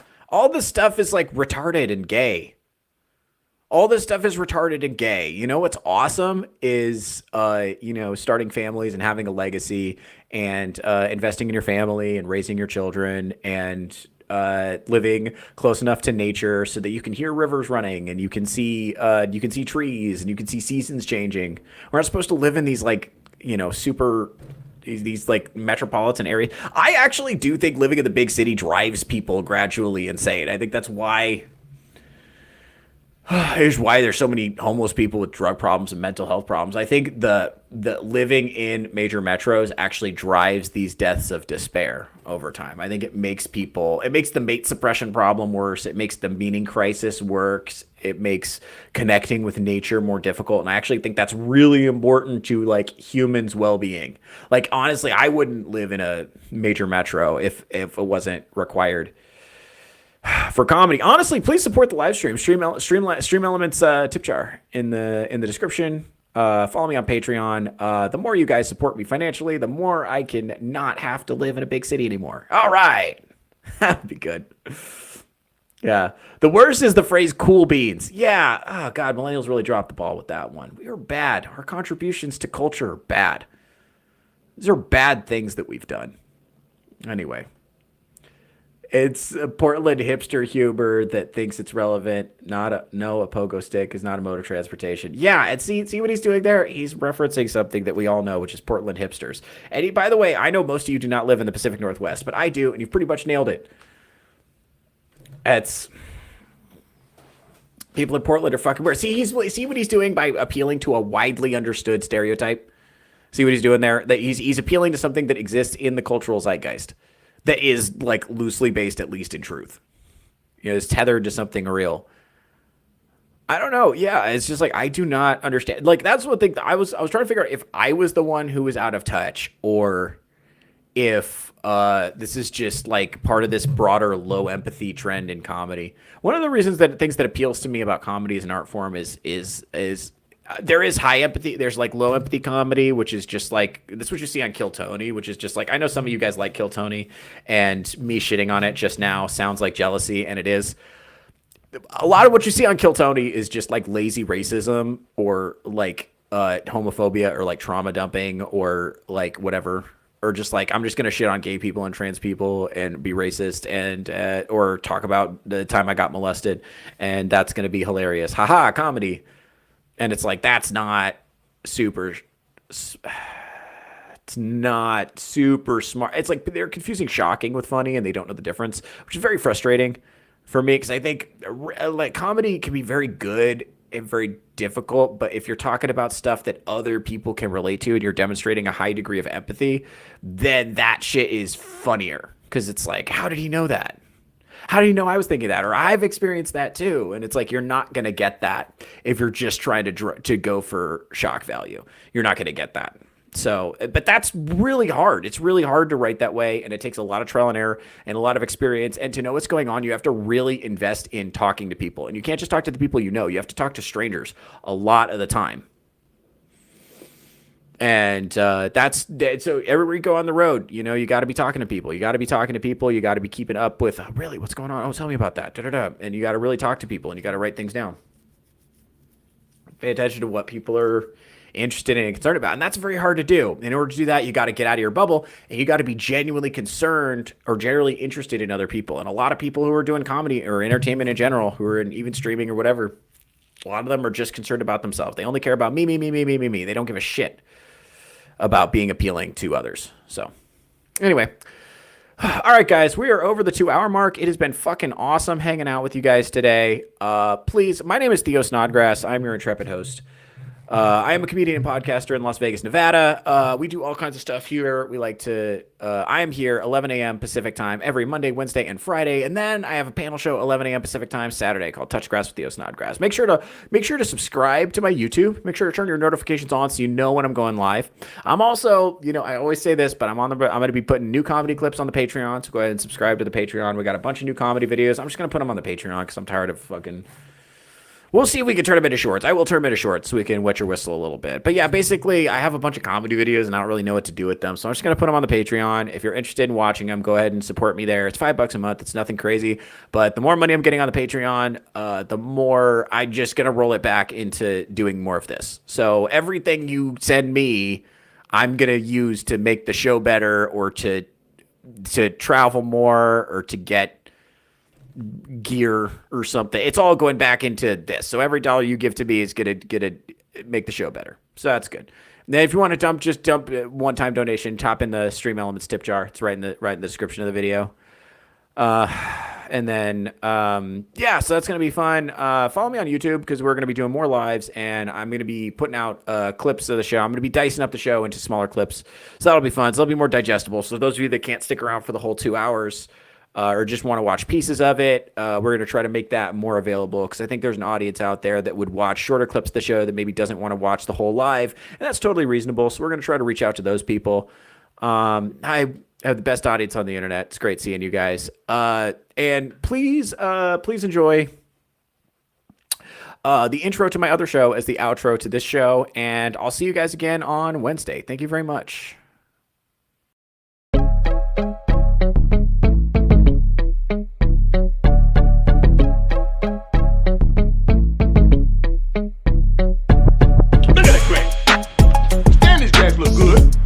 Johnson crack look good. Well, look at my crack. No. Look at that crack. Are we looking at ours as cat now? Yes. Sorry, I didn't hear a damn thing you said. All right. And because I was a gazillionaire and I like building so much, I cut that price for free. The species is dying. The birth rate is plummeting. Women are chopped. But yeah, you know what? Get a fucking cat.